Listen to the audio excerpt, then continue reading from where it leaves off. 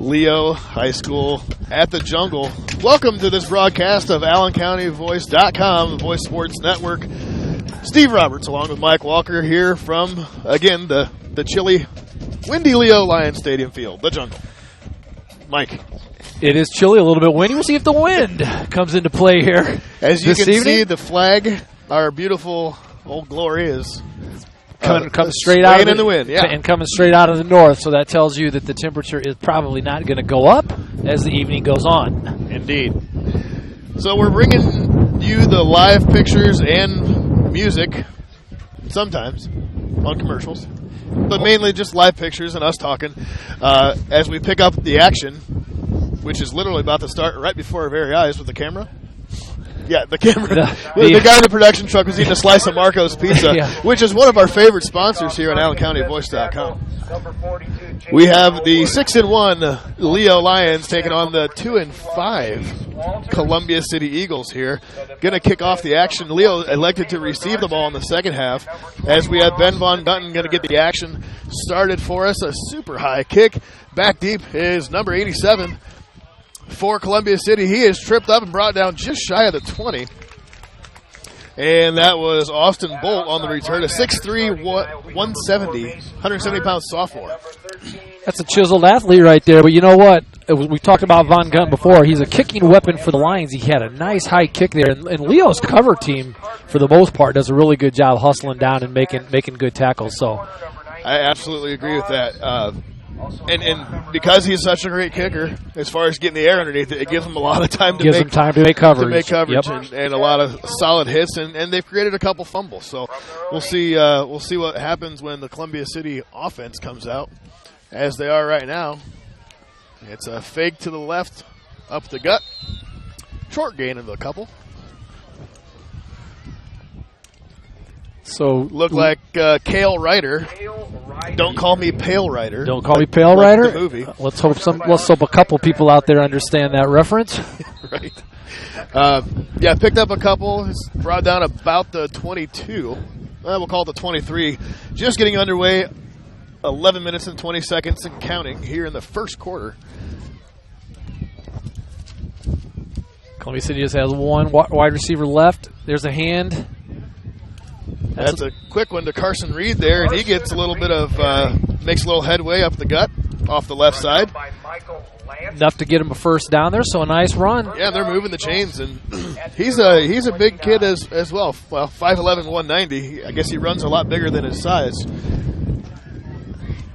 Yeah, so far Columbia City doing a nice job with the run game, blowing Leo off of the ball, which is kind of hard to do for the most part because Leo's run defense is pretty stout.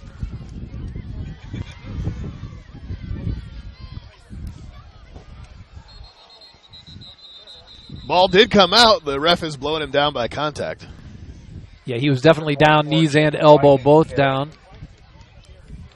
And the ball popped loose, but the refs were right on it to call him down, and the ball was dead. So there was a loss of 2 there. That's going to bring up a 2nd and 2, ball in the 28. Early here in the game. 10:31 to go in the first quarter. And we're going to bring up the Subway scoreboard, also brought to you by the University of St. Francis, as we have a game knotted at 0, about 4 or 5 plays into the game. Number 18 in motion, that's John Odell. And they go with the handoff up the gut. Tried to get a little bit outside, and that was Carson Reed that time. Brought down by Lambright. And that's what we're used to seeing Leo do, string plays out, get a lot of penetration early, and not give the opposing team a lot of yardage. So there's another loss. It's going to bring up a 3rd and 15. Yeah, so a pretty good recovery by the Leo defense thus far after a couple of quick run plays from Columbia City on the first 2 plays game and getting the first down in those 2 plays. So 3rd and 5, pretty crucial for the Eagles. It's Brock Snaufer. He's going to roll out and drop back, and he is met in the backfield by Austin Rinker, as well as another Austin Rinker and Clevis Parker. Couldn't see the number there. Number 40, Clevis Parker. So a pretty good stop on 4th and 15, and that was a pretty hellacious loss. Back to about the original line of scrimmage, about the 19. Yeah, Rinker and Parker busted right through the line, and quarterback had nowhere to go. instantly brought down. Actually went down on his own. He didn't want to take that shot. So that's going to bring out the punting unit for the Columbia City Eagles. And that's the sophomore kick returner, Austin Golden, and his punt into the wind. Actually, he had a little bit of wind at his back, if I'm feeling the wind right. And I'd like to think that I am. You are, and he shanked that. That went off the right side of his foot. And I'm sure he would have liked to have that one back because that punt probably traveled just about maybe 10 yards. Well, it's going to be spotted at the 39, so a 20-yard officially, a 20-yard punt officially. From the Eagle 39. Lions are going to come out in an I formation, and Ryan Gause, the senior quarterback, doing the job last week against Huntington North, coming out today with Tyler Hensinger and Zach Lambright in the backfield. This is Lambright. And it's Lambright. I'm Zach Lambright. Joe Lambright. Joe Lambright. Zach Sauer. I get getting my first names mixed up. The last names I'm good. I'm just going to call it last names from now on. That's all you need to do. The Right. Leo interior line there opened up a huge hole for Joe. And you could have driven a truck through that, and Joe's almost the size of a truck, so it was good. He made a lot of yards there on the first play. Pretty stocky 6'2", 215 is Lambright. Under center again, this is Gause. They're going to give it to Hensinger off the left side. Hensinger's got a man to beat, and he runs over him, and he is brought down afterwards. A nice hit by number 55 that time. Tyler Hensinger with the Leo first down. And that was Jackson Wilcoxon. But he was met first, Noah Driver, and Mr. Driver was the one that was getting driven on that one, and it was Wilcoxon to come in and finish him off. But a real steady, heady run by Mr. Hensinger on that one. Yeah, he took the handoff, and he was able to bounce that out to the left side, got the edge.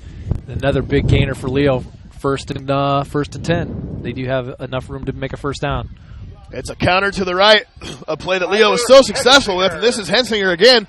He is going to go all the way down to, they're going to call him down at about the 1 foot line. Yeah, he's really close. Okay. He is really close. So that's a play that Leo has done a very good job executing on, is the counter to the right or the counter to the left.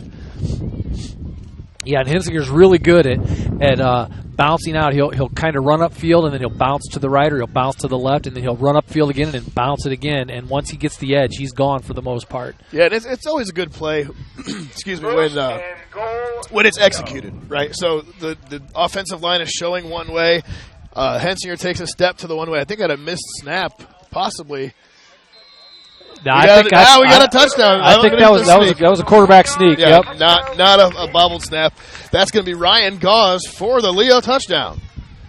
So very, very early here in the first quarter, Leo stops Columbia City on their initial possession, and they take a shanked punt with the ball in Columbia City's field position and easily drive the ball down for the first score of the game. Something wrong with the scoreboard there, folks. I apologize. Brings Ben Von Gunten on for the point after.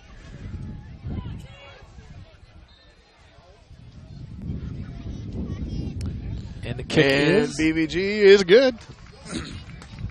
I don't think we got the angle there, but rest assured, folks, it's good. I'm going to update the Subway scoreboard.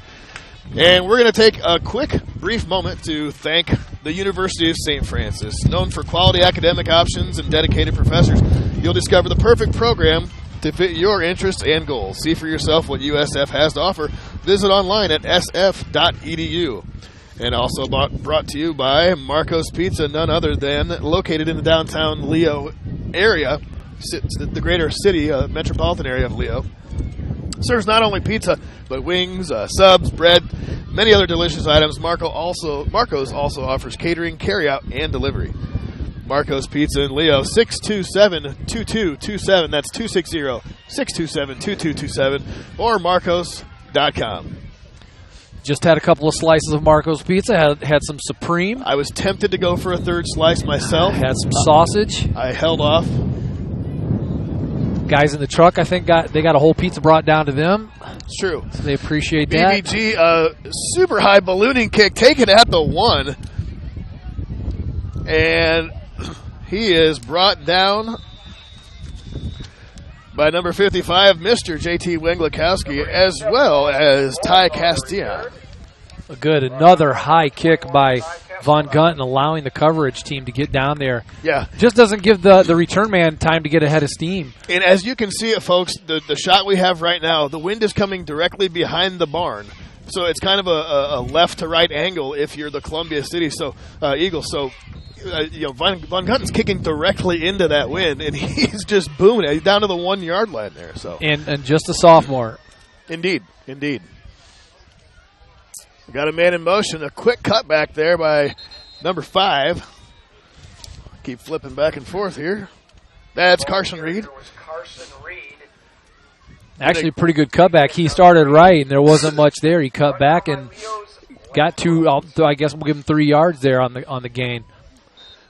Yeah, so that'll put the ball at the 26-yard line.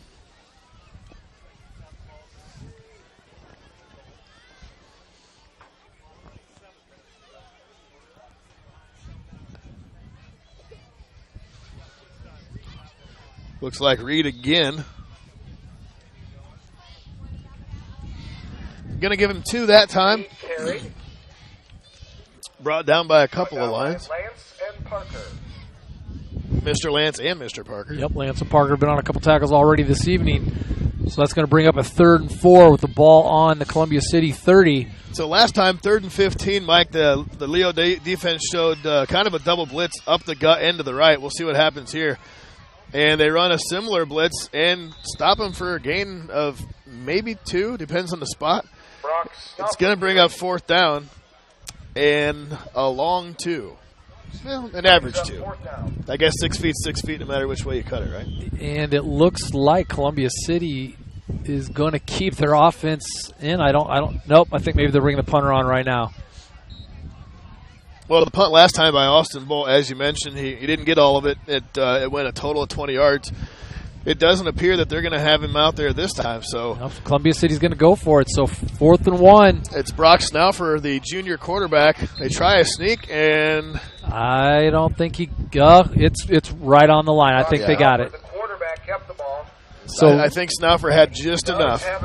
That's a real gutsy call there by Columbia City to go for it on 4th and 1 this early in the ballgame, because if they don't make that, and you just saw how easy Leo was able to establish a running game and pretty much walk the ball into the end zone, that was a big call by Columbia City, but they made it, and they have 1st and 10. Sure.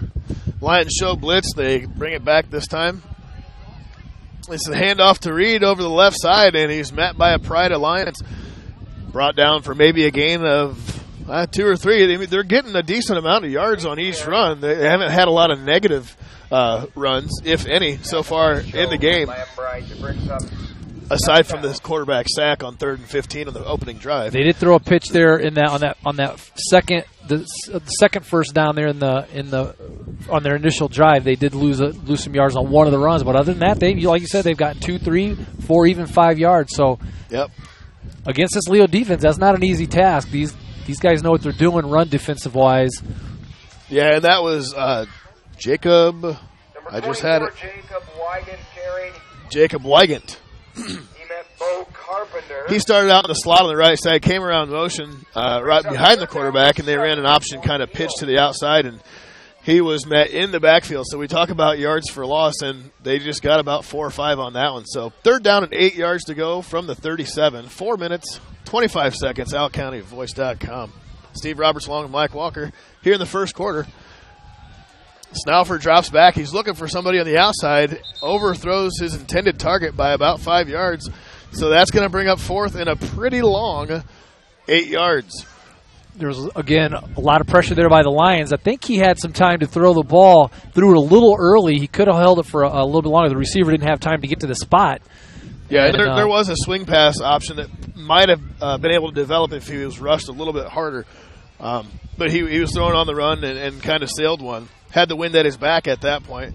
And here is Austin Bolt again. Gets one off and nearly blocked that time. Takes a healthy roll. Healthy eagle roll, that is.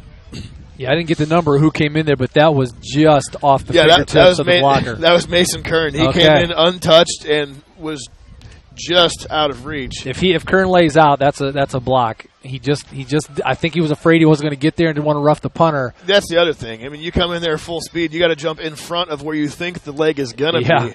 So it's kind of a double implied type of thought Plus, process it's not there. real fun getting you gotta make kicked that in the face with Right. with the ball and or the foot of the punter. Yeah, there is that. But yeah, you got to make that decision in the matter of a second and a half. Yeah, you can't hesitate. Yeah. So a single back formation, double tight end. You got a couple receivers one receiver on either side, and it's a fake this time off the counter, and it's Lambright, a little stutter step inside. He's going to pick up a little bit more. Lambright to the outside. He's knocked out of bounds after a very nice play by Jake or Joe or Bill Lambright. It's Joe. I'm kidding. Jake, don't call me Zach Lambright. We've talked about Joe before. It doesn't matter if he catches the ball on a swing pass like that or if he gets the ball from a handoff. He keeps the legs churning, and you cannot hit him high because he is a Mack truck. You got to hit him low. Indeed. And the great thing, if you noticed on that play, he kind of caught the ball behind him, saw the defender, and kind of did a little stutter step to get himself freed up on the outside. And then that's what led to the big chunky yardage there. Brings it out to the 46-yard line, 1st and 10, Leo. It's a fake pitch to the outside. This is Lambright again, making it north and south and running very hard upfield. Brought down that time by number 55, Mr. Wilcoxon. Here's the first down, brought down by number 55, Jackson Wilcoxon. So it's about 2nd down and 1 to go. Here with 3:34 to go in the first quarter, the ball is on Columbia City's 45. Leo looking to score for the second time here in the first quarter. Scored very quickly on their first possession, just a few running plays, and then Gauze was able to quarterback sneak it in for the first touchdown.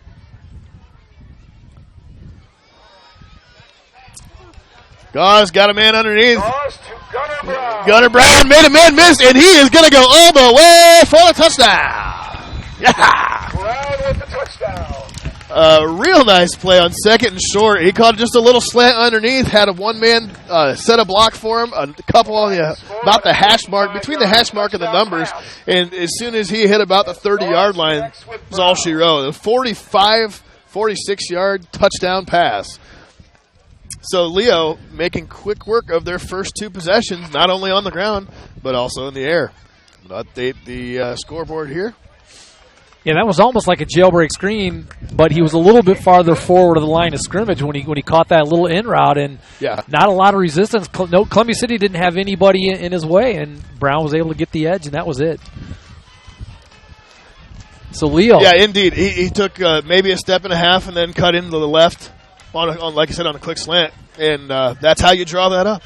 It worked perfectly. That's how you draw that up. You would hope a Columbia City second line or third line defender would have stepped in the way there, but they just weren't able to get the corner, and Brown's quick, and that was it. So Leo, quick score again with 3:05 to go here in the first quarter, 14-0 up early on Columbia City. Yeah, it was about 4 or 5 plays total. A quick screen out there to start the drive to Lambright, got the chunky yards for the first down, a couple of Lambright runs, Lambright and Hensinger run, and then boom, a quick hitter. So the seniors are doing some things here on senior night, Mike, and it was Ryan Gauze to senior Bo Carpenter that time for about 46. Yeah, so far they're looking like they're having some fun, and I'm just not seeing a whole lot of resistance from the Columbia City Eagles. Yeah, indeed, that touchdown after this kickoff will be brought to you by a certain sponsor of the show as BVG puts one in the air, taking it about the 10-yard line this time. It's Bolt again, the punter, and he is brought down by Parker, I believe. Oh, Ty Castillon, sorry. Austin Bolt on the return. Brought down by Jaden Elwood And Jaden Elwood. and Ty Castellan. So that touchdown and extra point was brought to you by Grable Insurance. Their most important job is to make sure you leave with the best coverage you can afford. Grable Insurance on Pony Run Express inside the Mercantile Office Park in Leo, Indiana.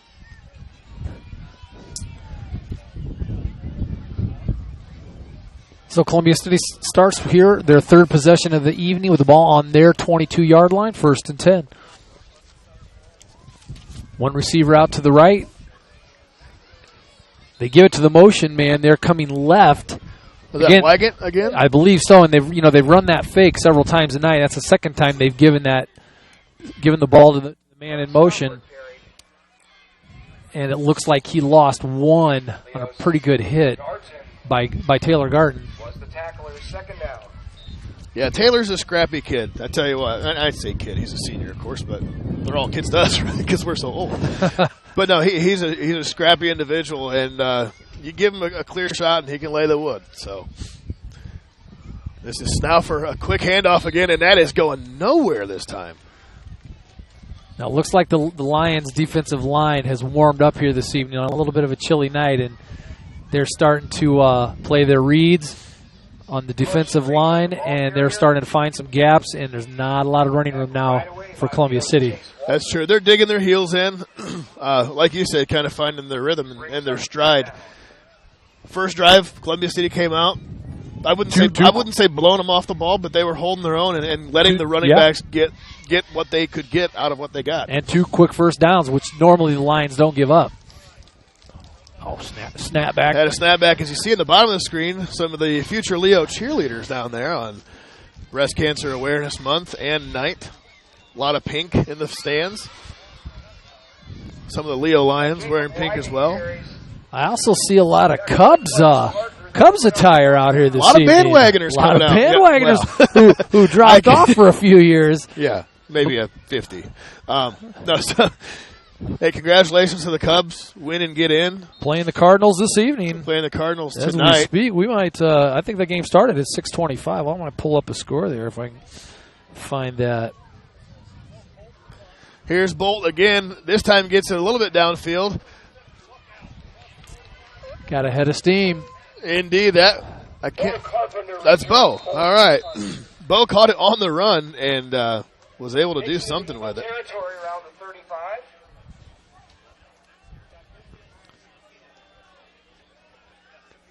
And it looks like, 51, Drew Lamy.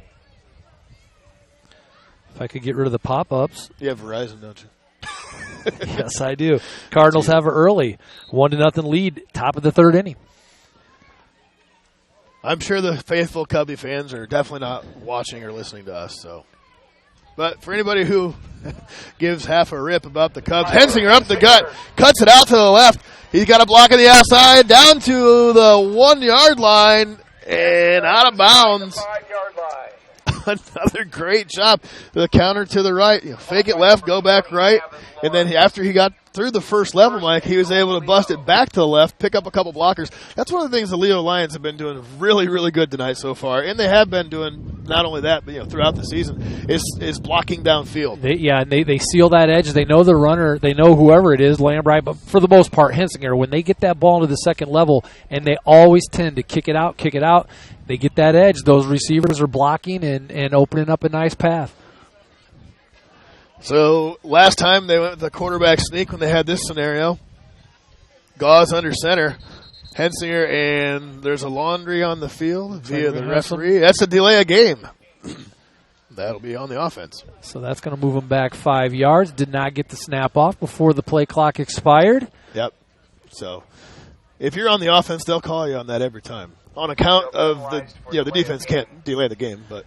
No, and it's easy for the ref to call because you got the big play clock right behind the end zone, and that's all he's watching. And if the snap does not occur before that clock hits 0, you're going to get a delay of game. So that's going to move Leo back 5 yards. It puts them on the 7. Yeah, and if you're new to the game of football, that's a little knowledge for you. It's a quick pitch option. Hensinger bobbles it. And he can't get back to it in time. That is going to be Columbia City ball. A huge defensive play of really just being aware. The defense really didn't have a hand in making the strip or fumble or anything. It was a delayed pitch, kind of a low pitch. It was a bad pitch. A little low and inside, kind of behind him. Yep. Wasn't able to come up with it. And the momentum that Hensinger has when he takes off, it's kind of hard to stop. It is hard to stop. And the ball, you're right. He hit him in the ankles with the ball. When you're a little bit low. Yeah, and Hensinger's expecting that ball to come up right into his chest from the pitch. And, that's a little bit of probably Gauze, a little bit of his inexperience, even though he is a senior, in running that play live. Yeah, I can agree with that to a point. He's been, like you said, he's a senior. He's pitched the ball thousands of times before. I guarantee if you look down the field, as you can see him talking to Coach Mike Bierman, he's doing my bad. My Yep. bad. It could have. It could have. It's not wet out there at all. But when the hands are dry, actually, and you got a dry evening like it is, the ball can still slip out of your hands just from dryness. So that looks like maybe he just mishandled the pitch. But Hinsinger was on his horse, and that ball just didn't get to him. Yeah, as we saw there on 1st and 10 from the 13-yard line, that was Carson Reed going deep there for Mosier, Ryan Mosier, on a overthrown ball again. So we've seen a couple of instances where Snaufer, the quarterback, has thrown the ball deep, and he's thrown it far too deep both times. So, and again, a lot of that is he's getting pressure and he's releasing that ball early. And when you do that, your receiver's not where you're thinking he's going to be. You're throwing the ball too early. Got to have a lot of air underneath that. So we're going to go ahead and try to load up some commercials after Mr. Walker reads us a couple of thank yous from our sponsors. Indiana Physical Therapy. Indiana Physical Therapy's highly trained professionals treat all types of injuries and ailments and accepts all insurances. For more information on IPT or to schedule an appointment, visit indianapt.com. YMCA of Greater Fort Wayne with a full range of workout equipment, personal trainers, certified instructors, a full line of classes, and indoor pool and childcare. The Greater Fort Wayne YMCA is the place for you. Visit fwymca.org. We do also, Steve, have a Leo Lion down on the field, and they are looking, it looks like, at his right leg. I haven't gotten a number yet on who that would be for the Lions defensively. Maybe Clevis Parker. And he's up, and it was Clevis. Yeah, it is. He's hobbling off there if we can push in a little bit. So it could, oh, well. We got a snap back again there, folks. So hopefully that was just an ankle, not a knee. Looks like Clevis is walking off on his own, under his own power. That is a good sign. Hopefully keep that loosened up and get back in the game. As we bring it all the way back to the north-south, is that east side, east end zone? Is that would be the east end zone. Fair enough. As we pick up the second quarter of action, and I'll update the Subway scoreboard, also brought to you by the University of St. Francis. Love our sponsors. It's a short dump underneath, and that was Ryan Mosher, 6'4", 185. So you got some length there with number 9. And, Mosier caught that ball, and he had some green in front of him, but that's another thing that the Lions defense does well. They close quick, and it's not just one or two guys. It's usually, again, a pride of Lions that are there, and they did. They closed the deal really quickly there on Mosier, so not a ton of yards on that play, even though it was set up very nicely. Yeah, it picked up close to, 7, I think? It was a decent amount, but you got 4th and 2, and this is going to be Bolt again, his third, maybe 4th punt of the night. I think this will be his 4th. Yeah, they're not going to go for it at this point on the Lions field. Bringing the heat, and that time it was almost. Yeah, it did get an eagle bounce there down to the 36-yard line. Kick is down to the 36-yard line. The Lions will take over 1st and 10. So a miscue by the Lions, or this score is probably 21-0 just by the way they've been driving at will for the most part. So now this is their third possession, fourth possession of the ball game, and we'll see what they can do. This is the first time I believe Leo's had the ball in their own territory. It is, and to speak to that, a 46-yard punt. I'm going to say 46-yard punt by Mr. Bolt that time. It wasn't pretty, but it took a nice Columbia City Eagle bounce as Leo goes out of the shotgun. It's a quick pass over to Bo Carpenter. Cuts it upfield.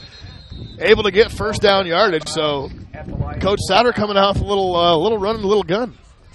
Yeah, that was a nice little play, and Carpenter got the ball again. Leo's really good at getting the edge, so I'm surprised that more teams don't scout that and set up a little wider with their defense, but they tend to come in, and Leo's is either Hinsinger or they're very quick receivers are able to get the edge, and once they do, they're gone.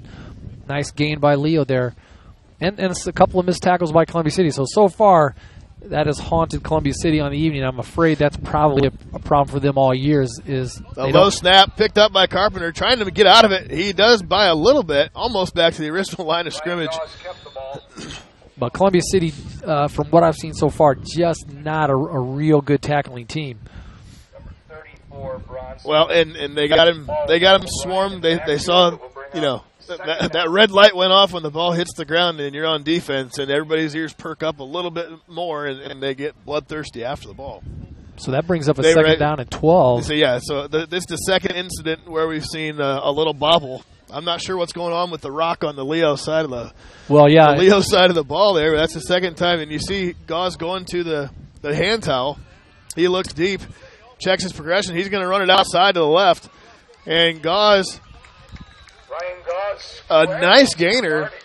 You're going to pick up about 8 yards on that one. Finally brought down by number Yeah, so far the only team able to stop Leo has been Leo. So on the fumble near the goal line, they shot themselves in the foot, and then Gauze there with the Carpenter with the miss snap or miss handoff, and but any other time that they've kept control of the ball, they've pretty much been able to pick up pretty big chunks of yardage at will here against Columbia City.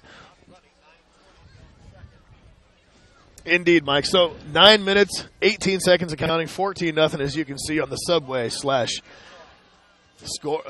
University of St. Francis scoreboard. Hensinger up the gut to the right. And Hensinger was running downhill real quick there. He got the ball, and he hit the hole very quickly, not to be denied. Yeah, that's one thing that Hensinger has done since the latter part of last season when he became the starter. Getting well over 100 yards in the last 3 or 4 consecutive games, if I'm not mistaken, and doing it this year again, like you mentioned, running north and south. Even when it's a sweep play or the pitch play to the edge, he gets the edge and he gets north and south really quickly, just as quick as anybody that you'll see. So it's a fake counter, and this is Lambright up the middle, makes a man miss, a stiff arm on another, a second stiff arm, a really great run there by Lambright. Yeah, Joe's having a really nice evening, but again, are you sure it's Joe? Is it? I'm teasing. You're right. He's having a heck of a game so far. He is, and that was a really nice call. Just a quick trap play with a fake to Hensinger. Before they knew what they were supposed to be looking at, he was already through the first level, cut it out to the left or to the right. A beautiful stiff arm, and almost had a second stiff arm. If that second one goes through, he's gone. It's a 6-pointer. Yeah, and for a team that doesn't tackle well, as a Columbia City defender, Joe Lambright's not one guy you want to see coming at you. Here's the jet sweep to speed Trenton Bonner, and they get to the outside quickly that time. That was a very well-defended play for a play that has been super successful for Leo with Trenton Bonner, arguably, maybe undisputedly, the fastest Leo Lion on the field. Oh, I guarantee he's the fastest. And a lot of Lion. times he's the fastest on both sides of the field. He may be the fastest kid in the conference if you timed him all on the 40 because he is quick. But that time Noah Driver gave chase, and he was hanging with him. Yeah, that was the nicest defensive play by Columbia City right there on the evening because usually when he gets the ball, he's gone. Yeah, Leo ran a similar version of that play against East Noble, and Bonner took him for 80 yards. Hensinger breaks a tackle, slices through the defense, and he is in for the Leo touchdown. So, again, several missed tackles. Hensinger with running downhill again, going north and south very quickly. Got into the second level, missed tackle, and not too many people wanted much to do with him once he got into the third level there, and a pretty easy score by the Lions. Absolutely, and that touchdown and this particular extra point is brought to you by TW Fable, located inside the clubhouse at Timber Ridge Golf Course, 2330 East, 250 North in Bluffton. Features a fine dining experience Tuesday through Saturday, and if you're looking for a great lunch, visit the 250 Grill. That's TW Fable. As we see BVG pop it through the uprights for the extra point added to the Subway scoreboard, brought to you by the University of St. Francis. As you hear the Leo fight song in the old background. And that touchdown and extra point makes it 21-0. Leo with 7:45 here to go in the second quarter. So, again, Leo pretty much at will, able to move the ball up and down the field. The only person or the only team that stopped Leo, like I said earlier, has been Leo with a fumble.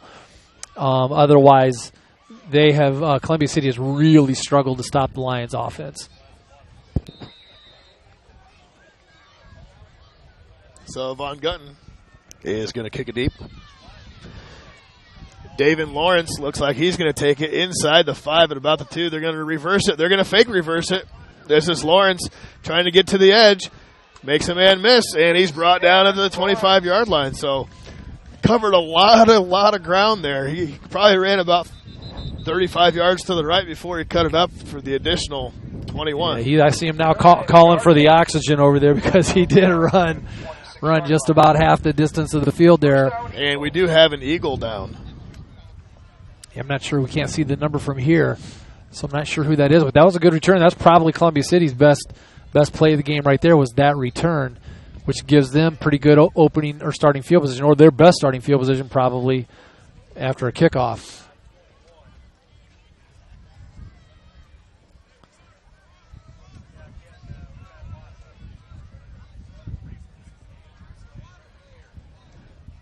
It's hard to tell who it exactly was, or is, rather. We're going to play a quick word from our sponsor, and we'll be right back with you in Allen County Voice. Are you taking the first step towards a healthier you? I am or not. are you just tired of the same workout? From beginners to fitness veterans, the Greater Fort Wayne YMCA is the place for you. We offer a full range of workout equipment, personal trainers, certified instructors, a full line of classes, an indoor pool, and so much more. Have peace of mind when you work out with childcare available. The Greater Fort Wayne YMCA is so much more. Join today. Visit fwymca.org. At Grable Insurance, their most important job is to make sure you leave with the best coverage you can afford. And we thank Grable Insurance as well as the YMCA. And Mike, We have some hecklers. That's what's crazy. I didn't have our microphones They're down. not, they're not into the ads as much as we are. It's weird. Made an unhealthy omission there that you're not making. Anyways, we pick up the action. Wagon in the backfield in motion. It's a handoff to 32. That time it was Cale Ryder. Cale Ryder carry. Gain of about 1.5 yards-ish. Kind of. Ty Castellan. So if you're the Columbia City Eagles, this is the part of the game where you got to keep your heads up. You got to keep trying because this game could get out of hand in a heartbeat. Not that it isn't already, but 21-0 here pretty early in the second quarter. Silly old snapback on the. That's the guys in the production truck. There has to be a way to stop that, but Snauffer dropping back, rolls out, and that was short-lived. Brock Snauffer is stopped. Snauffer's brought down by Chase Walters. A nice job of fighting off the defender and making his way over to the quarterback and put a pretty good lick on him that time there, Mike. yeah, that was a nice play by Walters, only allowing Stauffer maybe 1 yard on that play. So that brings up a 3rd and 7 with 6:37 to go. So we'll see what Columbia City pulls out here on this long third down play. But again, this is a crucial time for them. They need to at least get a couple of first downs here and take some time off the clock because they have not been able to stop the Lions thus far this evening offensively.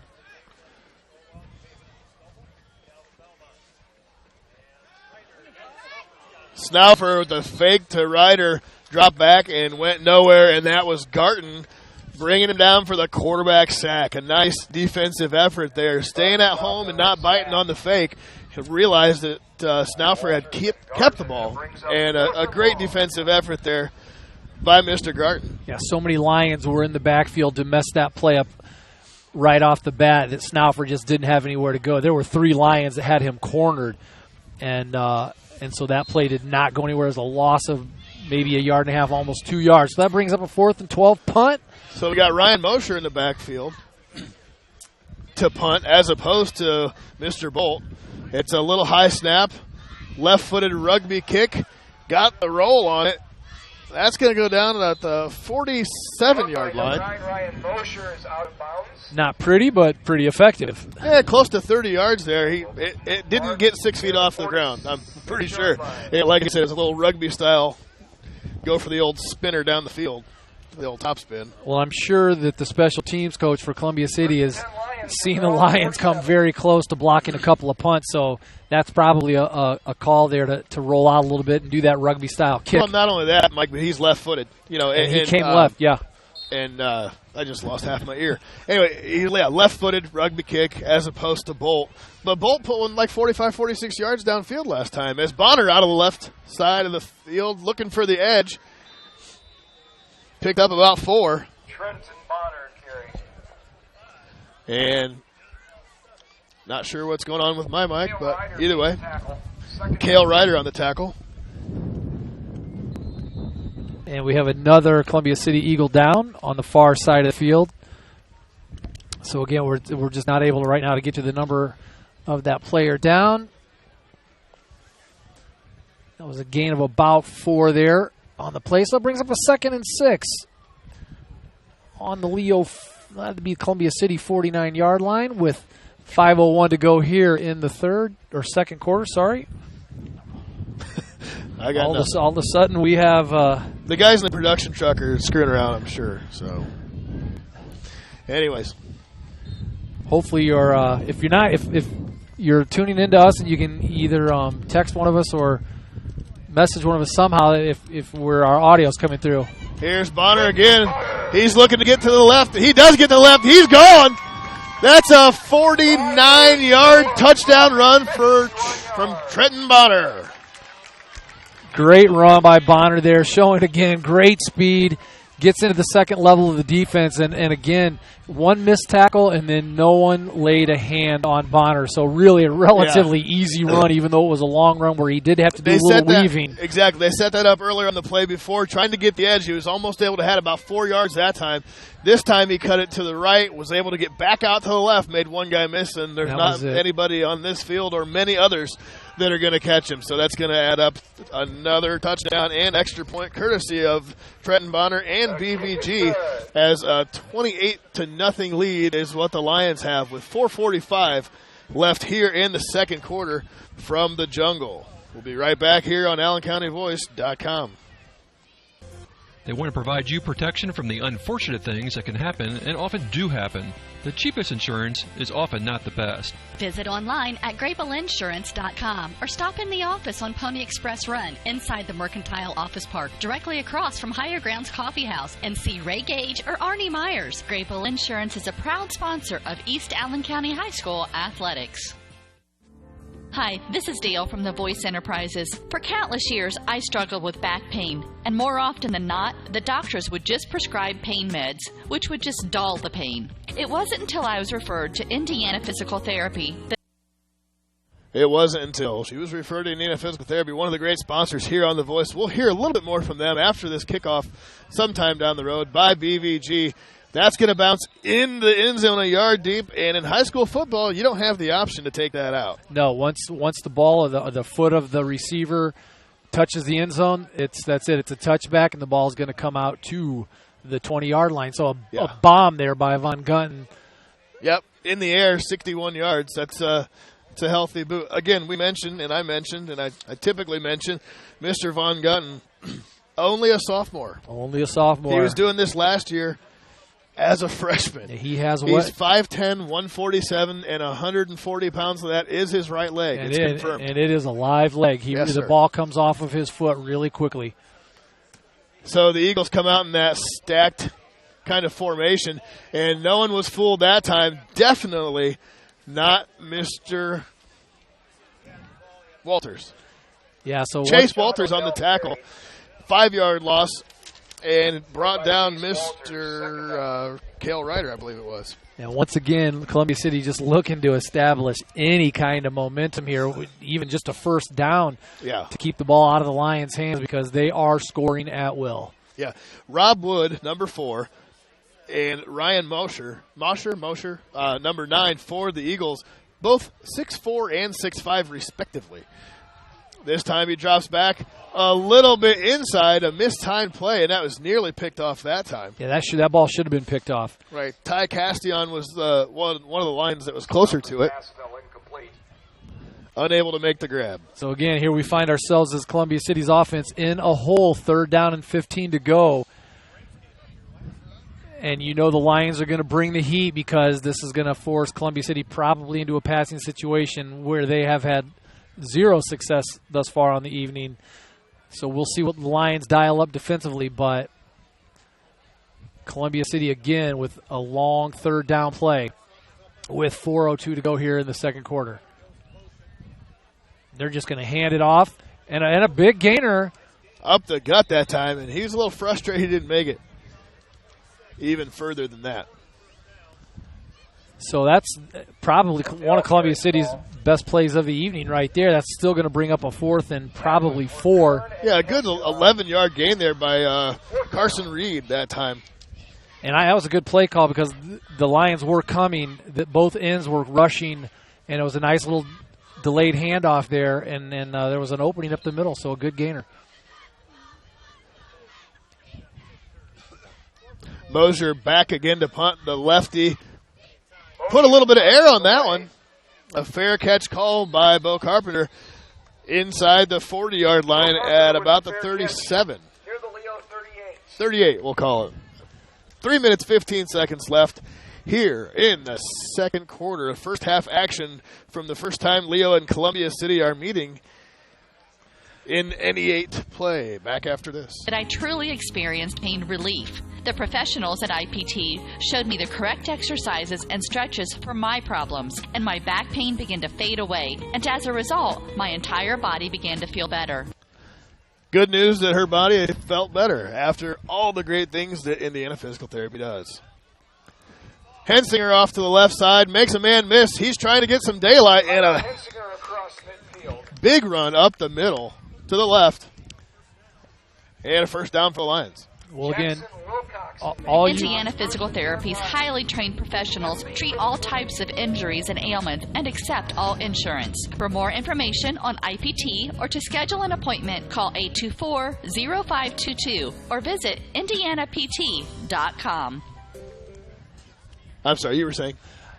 If you're Columbia City, you're hoping that the clock ticks off really quickly here because the Lions are already starting to mount another drive. A bobble that time on the handoff, and that was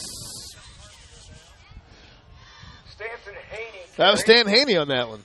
And it was a clean handoff, but after the ball was out of Gauze's hands, Haney bobbled it. So maybe the ball's getting a little cold and or their fingers, tough to handle. Hands are a little cold, but Haney, and when he bobbled it, that stopped his momentum. So Columbia City able to make a nice stop there, brings up a 2nd and 9 on the Columbia City 47 with 2:18 to go here in the second quarter. Yeah. And it's easy to see that it's on the 47 because the grounds crew had a layer of fresh paint, as you can see out here. Hensinger off the left side, got a nice block that time. And that's going to be close to first down yardage. They're inside a yard of it. It's going to bring up 3rd and a very short at the 41-yard line. So a real nice job on the left side there. I believe, if I'm not mistaken, that was Lucas McDowell, the senior, 5'10", 180, setting the edge that time for Hensinger off the off-tackle left run. Yeah, and Hensinger again did a nice job of getting to where he needed to be. What I like about Hensinger coming out of the backfield is he does not hesitate. He looks for the hole. He hits it, whether it's there or not. Yeah. More often than not, there is a hole. Either, like you said, if it's not there, then he makes one. He makes one. He bounces out, yep. And they run the fake this time, kind of a wildcat, and that's Bo Carpenter, and he is dropped. He got hit real hard that time. I believe that was 55. Mr. Wilcoxon, a name we've been calling quite a bit tonight, Mike. He's all over there. You mentioned as a whole that, Columbia City might not be the best tackling team. Well, I'll tell you what, that guy is the exception to any rule that we presumed on them. He can hit, well, as you just saw there. They're either feast or famine. They either miss the tackle altogether or they lay the wood. I mean, it's one or the other. That's probably the third pretty nice hit a Columbia City defender has made. So I would agree with that. Shotgun, it's going to be a pitch. Oh, and he didn't get it away quick enough, and he is sacked in the backfield. Mr. Gauze, that is, sacked in the backfield that time by Trevor Sharpenberg. And again, a classy move by Coach Sauter because a lot of teams at this point in time would be using their timeouts to stop the clock. The clock's running with 33 seconds to go, but Leo up 28-0. They're not going to stop the clock. They're not going to stall. And if they're going to get a playoff, and if they score, they score. But they're not going to stop the clock to try to score. Gauze goes deep and goes a little too deep that time, looking for Gunnar Brown. So that incomplete pass will stop the clock with 19.2 seconds to go. And not sure what's going on yet again with the audio, folks. Do apologize. And we are testing again here. Check. 19.2 seconds left after an overthrown ball by Ryan Gauze, looking for Gunnar Brown deep in the end zone. Gunnar Brown had a step. He had a step, and that ball was way overthrown. Again, a little bit of a tailwind there. Yeah, no worries. Gonna try it again, maybe. They bring it. Oh, a nice block by Jahan Allen to set him free, just over the outstretched arms of Bo Carpenter. Off the fingertips. And in that time, Gauze was flushed out of the pocket, forced to run up, to step out to his right and roll, towards the line of scrimmage, and got a nice block by Jahan Allen. Otherwise, he would have been brought down. And, at that point, you don't really know what's coming to your left because you can't look that way. You just see it out of your peripheral. So. And look who they're bringing out for a field goal attempt here. And if I'm not mistaken, this is a 51-yard attempt for BVG. And it's a timeout called by the Lions. And I'm not sure Coach McKenzie was looking for. I'm not sure why they had to call. It's just there's only 10 men on the field for the Lions.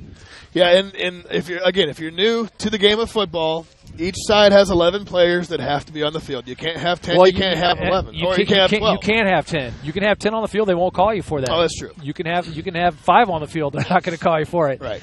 You just can't have more. But Leo only had 10 on, but now they have their full boat, and Von Gunton is going to go for a world record 51-yard field goal. This would definitely be a Leo record. If I would probably guess. It's in between the 40 and the 41-yard line. He does have the leg. There is a little bit of a breeze. So to make sure we get this in the air and all that fun stuff, we're going to back out so we can see it as it goes. Von Gunton kicks just a bit short. And I tell you what, there's about a 20-mile-an-hour left-to-right wind. And that knocked the ball down. BVG. Yeah. It did knock it down. Indeed. But the ball. If he had the leg, it would have went through. It had the direction. I'm going to have to correct you. We know he has the leg. Yeah. That was there on many nights, aside from this one, because again, as we broadcast, the wind is blowing directly into our face, just off to the right. If you're looking at your screen right now, the white little shed that you see is right where it's coming from, and that had a play. Yeah, and I'm sure it knocked the ball down. It took a little bit of the steam off the ball, but that was a good kick. 7 seconds, 0.2, that is, 7.2 seconds here in the first half. Wygant in motion. It's a fake, back up the gut, and this is number 18 to the right side. Gets brought down by number 20, Ty Castillon, and that was John Odell.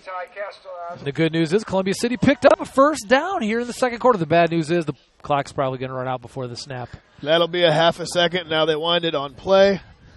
And that will do it for the first half action. We're going to play a slew of commercials here for you folks, thanking some of the sponsors that help bring our voices to your ears and eyes.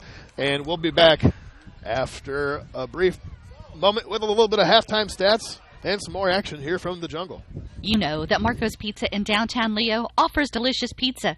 But did you also know they have wings, subs, bread, and many other items that are also delicious? And did you know you could order online at marcospizza.com? And did you know they have catering to help out with that party, meeting, or any event? And did you know they have carry-out and delivery?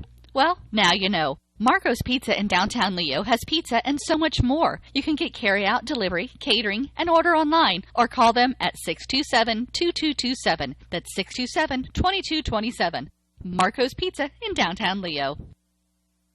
It took Subway restaurants to do flatbread sandwich great, fresh roasted until its flavor reaches the towering peaks of Mount Delicious. You may have had other flatbread, but once you sink your teeth into this appetite-busting mountain of flavor, you'll know this is the real deal. Get any of your Subway favorites on our full-flavor flatbreads and let your taste buds sink into the delicious depth of goodness. Subway of Bluffton, eat fresh with 2 locations to serve you in North Main and inside Walmart.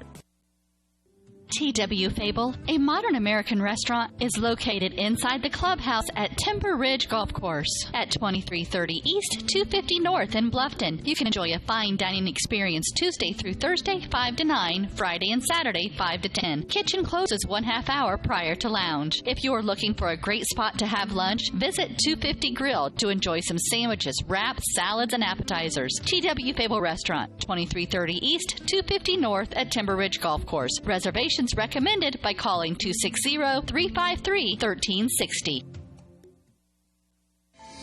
This is your moment. Explore the University of St. Francis.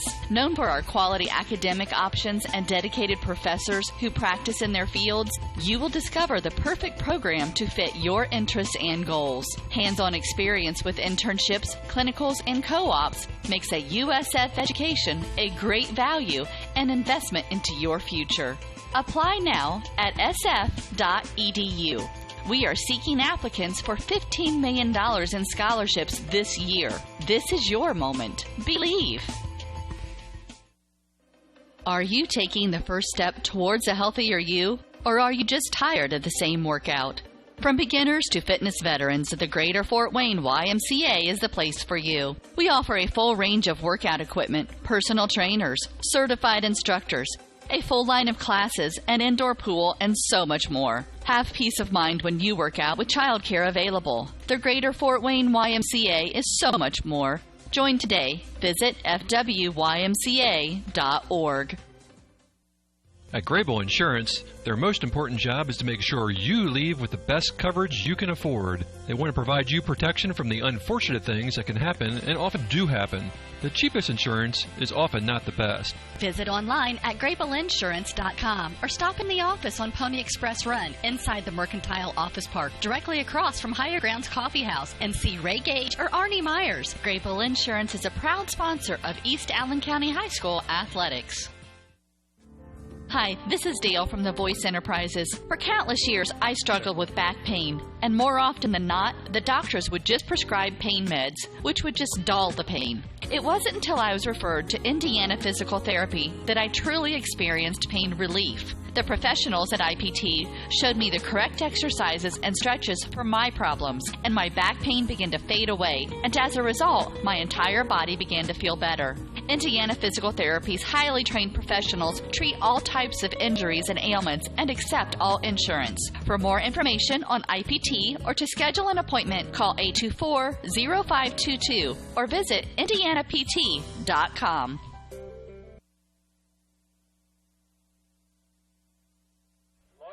We are back here at Leo Junior Senior High watching the Pride of the Lions out on the field at halftime of the Columbia City Eagles visiting the Leo Lions, and Leo with a halftime lead of 28-0, pretty much having their way with the Eagles all evening. So you are now watching again the Pride of the Lions band, directed by Bob Myers, who does a great job every year with these kids. We have we do have some halftime stats. I can give a rundown of the 4 scores by the Lions this evening. In the first quarter, at the 7:37 mark, number 3, Ryan Gauze, runs on a quarterback keeper for 1 yard, and point after by Ben Von Gunten, making it 7-0. Again in the first quarter, at the 3:05 mark, Gauze pass complete to number 5, Gunnar Brown, for 45 yards, and the point after again by Von Gunten, making it a 14-0 Lions lead. That takes us to the second quarter. At the 7:45 mark, number 15, Hensinger, has a 16-yard run for a touchdown. Point after is good, making it at this point 21-0. And then again later in the second quarter, at the 4:45 mark, number 12, Trenton Bonner, on the end around for a 49-yard touchdown, untouched for the most part. Point after was good, and that's where the score stands at 28-0. So for the Columbia City Eagles, they have struggled tonight moving the ball. They have, I believe, I don't know if I've got that here close by on the stats, but 3, maybe 4 first downs on the night. The only time they stopped Leo was when Leo stopped themselves, and that was on pretty much at the goal line, and Leo looking to score, and that would have been their second touchdown of the night, and they fumbled, and Columbia City recovered that fumble. That's the only time, I believe, other than when Von Gunten missed that field goal, that Leo has been stopped and not scored a touchdown on a drive. So I don't believe Leo's punted on the night. The total offense so far is pretty much one-sided.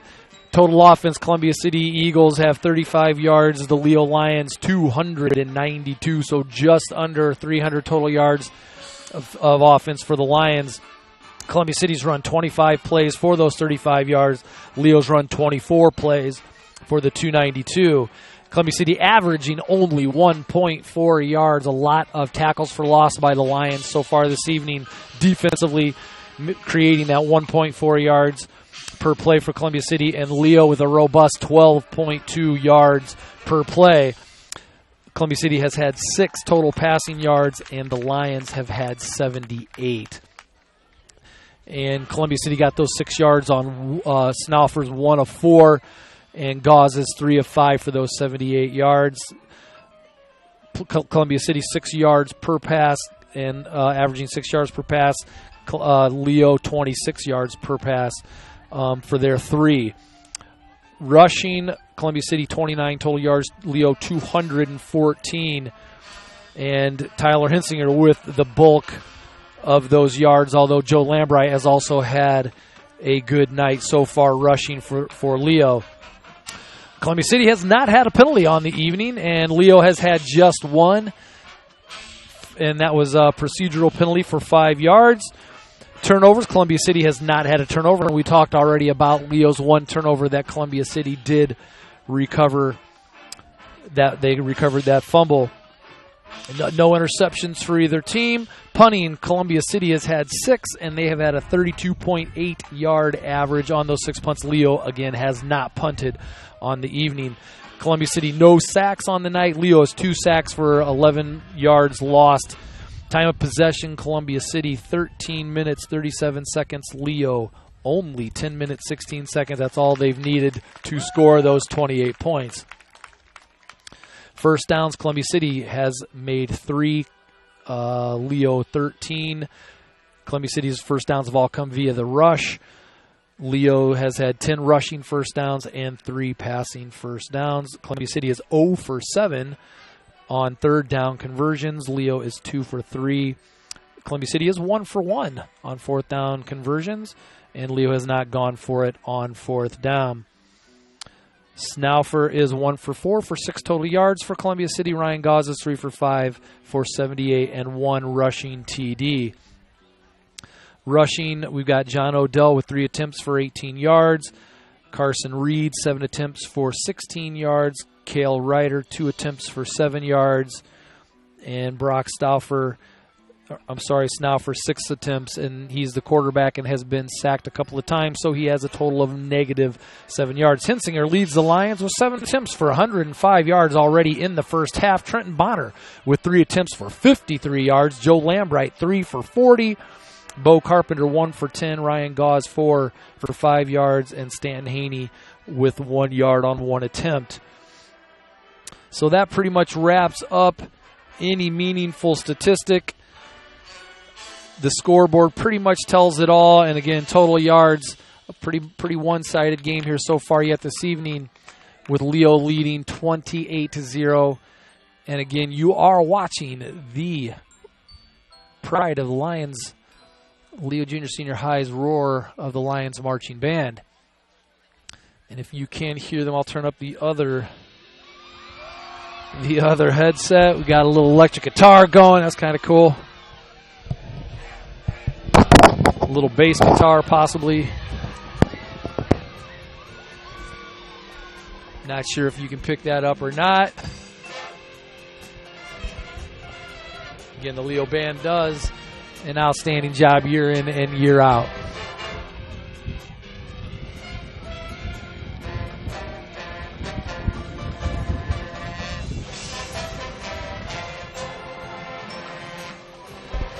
A little Rolling Stones cover, Start Me Up, kind of like that.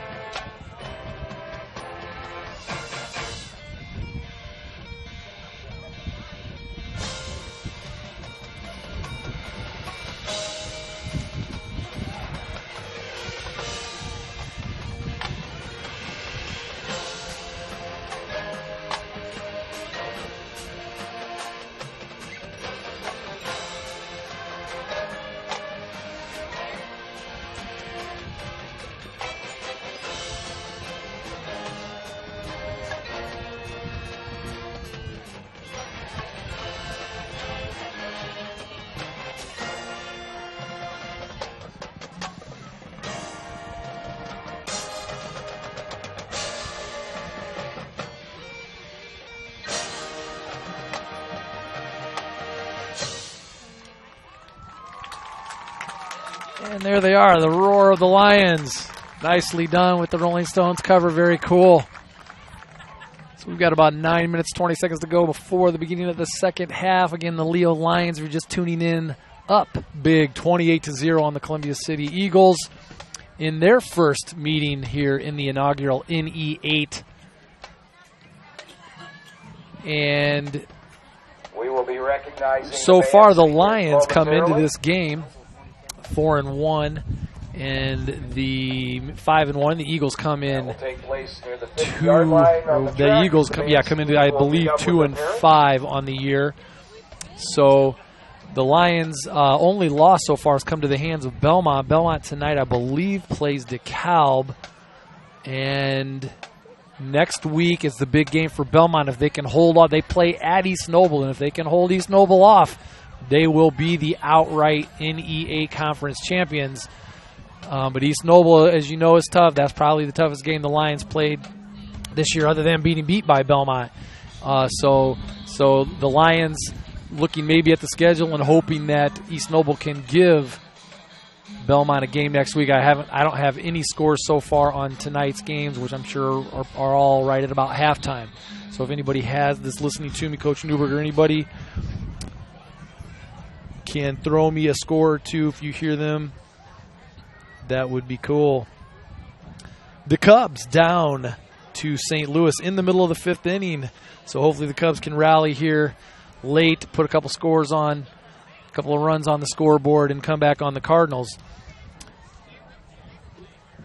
TW Fable located inside the clubhouse at Timber Ridge Golf Course, 2330 East 250 North in Bluffton, features a fine dining experience Tuesday through Saturday. And if you're looking for a great lunch, visit the 250 Grill. Adams Memorial Hospital, healthcare close to home. Sports teams can utilize the professional services of the sports clinic led by Dr. David Coates. Orthopedic care close to home. And Marco's Pizza, located in downtown Leo, serves not only pizza but wings, subs, breads, and many other delicious items. Marco's also offers catering, carry-out, and delivery. Marco's Pizza in the heart of Leo. Down the track, we will be introducing them shortly. We'll do it alphabetically. Tonight we have looks like we are going to honor, this is senior night for the Lions. They had all the teams, sports teams out here, cross country, volleyball, cheerleading, I believe tennis. They had everybody out here for their senior night. Football players, obviously.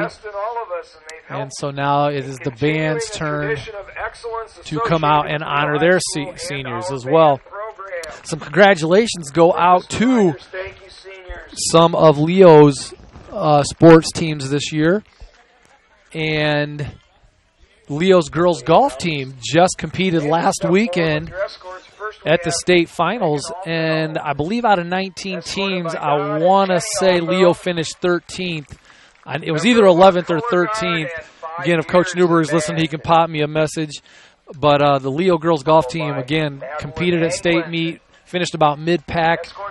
The year before they competed at state, and I believe they finished 18th. So they moved up quite a few places. Brooke Mosier for the Lions voted all state. So congratulations to the Leo girls golf team and the Leo boys tennis team winning regional for the first time in the school history, beating powerful Homestead. Oh, yeah. And that throws them into semi-state. And I saw who they played last night, and I cannot for the life of me remember who they play at semi-state. But the Leo boys tennis team having a phenomenal year and a record-setting year as well. Escorted by Mark and Linda Grush. So as opposed to updating the... 4 years in band for her. Well, I got 5. I might be able to get some stats on there for us here real quick. I know you covered them all. I'm sure you did a phenomenal job. I'm just getting back from a quick halftime break myself and getting to the total offense for Leo, 292 on 24 plays, averaging 12.2 yards per play. That's pretty good. That's and a little bit of a big differential there with Columbia City's 35 for the night. So right, 214 yards on the ground for Leo, and you'd imagine that they're not going to really start airing the ball out. They want to keep the clock running. It's chilly. They want to go home, I'm sure. So, and you know, I'm looking for Columbia City to come out here in the second half and not fold. You know, it's a game, it's a sport. You're playing it because I'm assuming you love it. So I hope Columbia City's team comes out and they don't just roll and they play some defense, and again they continue to try to score. That's what I'm going to look for out of the Eagles. Yeah, and I'm sure they will. You know, they play 4 quarters for a reason because that's the length of the game. We're only halfway through it. We have another half to go. So, again, want to thank all the sponsors that we heard from a little bit ago. I'll play those again in case you weren't listening or weren't tuned in. And, folks, if you frequent any of these establishments or if you happen to go to maybe Marco's Pizza or a Subway near you and you let them know that, hey, we heard you on Allen County Voice and we appreciate you helping out, put it on, because if you can't make it to the game, or even if you can and you want to listen to us ramble on, it's a good thing to have, and it's a fun service. When I first heard about this, I was pretty excited to even get the chance to come out and call them with KJ, and you know, so it's fun for us to do. We have a blast doing it.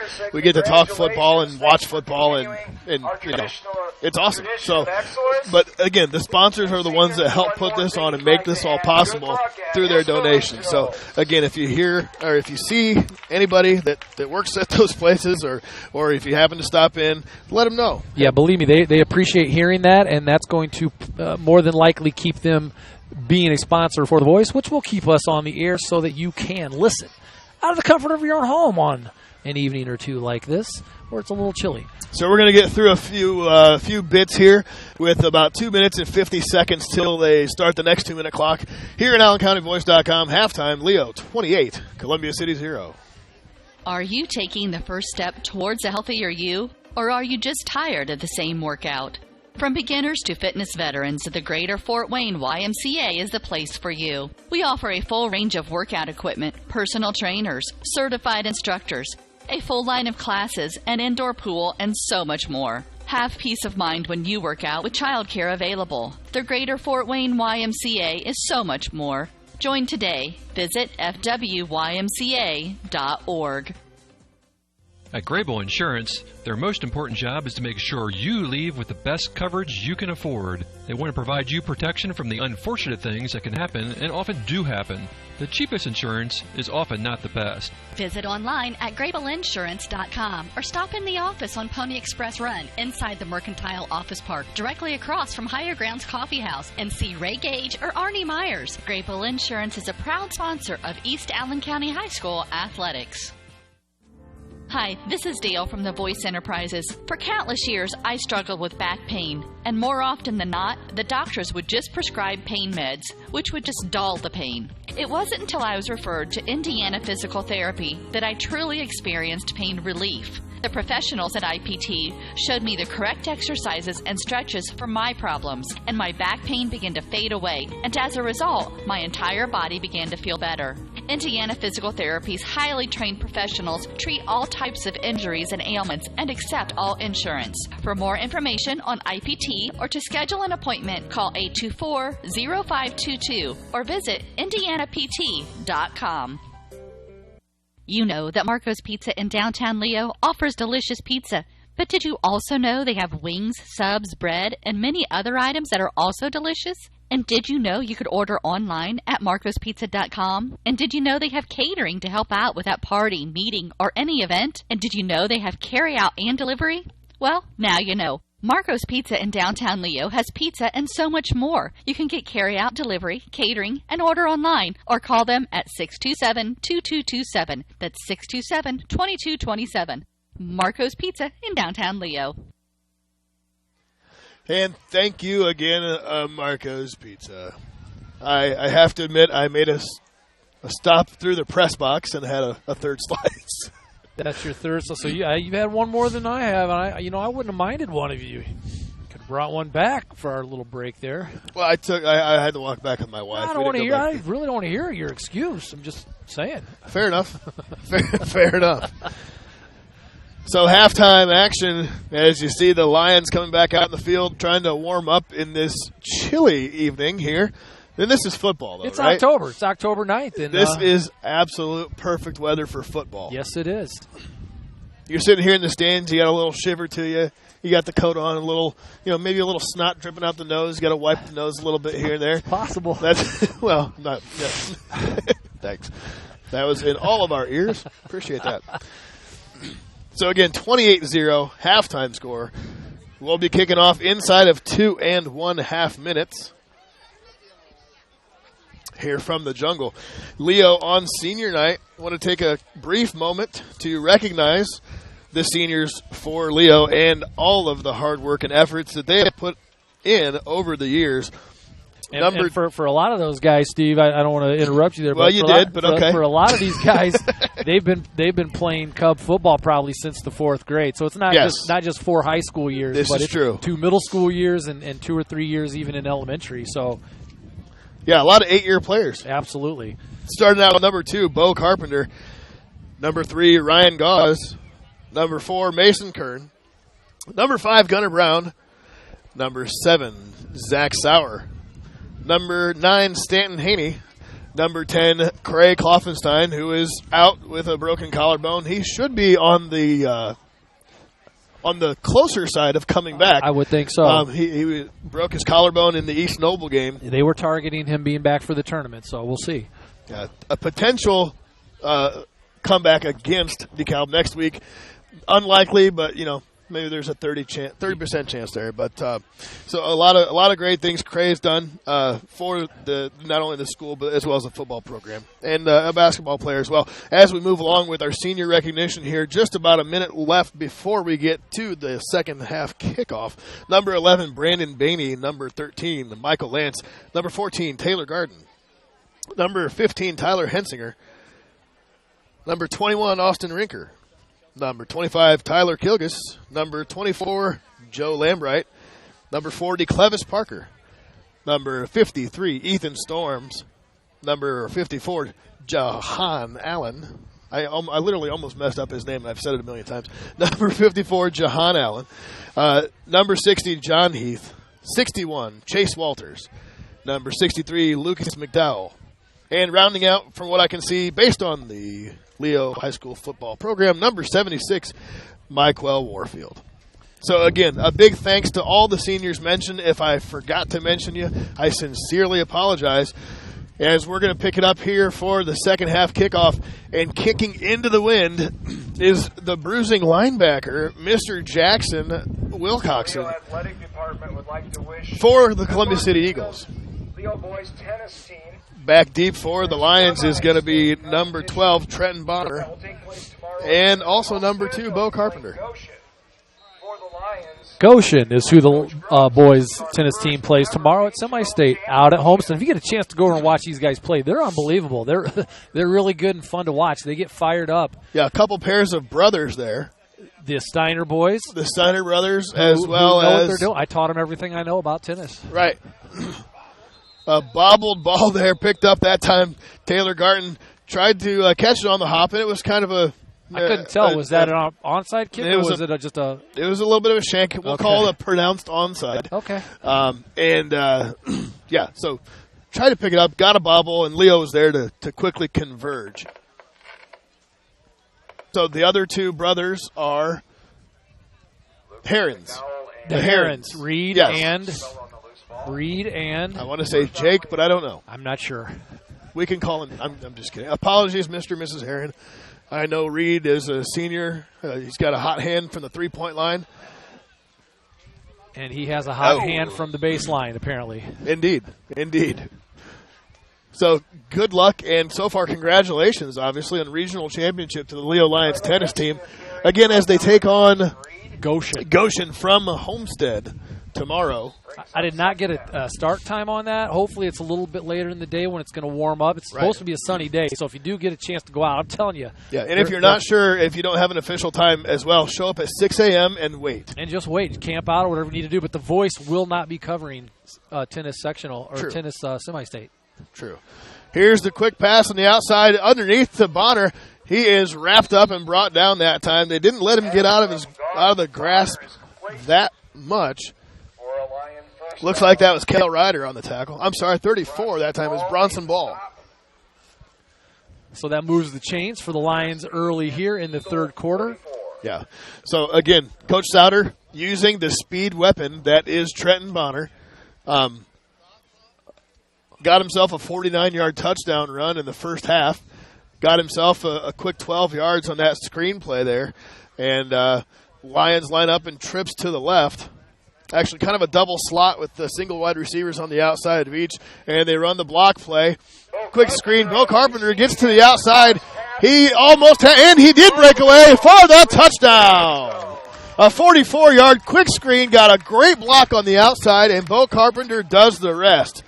Again, a 44-yard pass from Ryan Gauze to Mr. Bo Carpenter. And probably exactly what Coach Brett Fox did not want to see here early in the second half. Lions take the kind of flubbed kickoff there and easily drive down for just a couple of plays, and they score. And that extra point by Von Gunton is good, and that's going to make it 35-0 with 10:43 to go here in the third quarter. And I have to apologize. I need to update there it is, halftime now, off, and third quarter on. As you mentioned, here from the jungle, this game is also brought to you by the University of St. Francis, known for quality academic options and dedicated professors. You'll discover the perfect program to fit your interests and goals. See for yourself what USF has to offer. Visit online at sf.edu.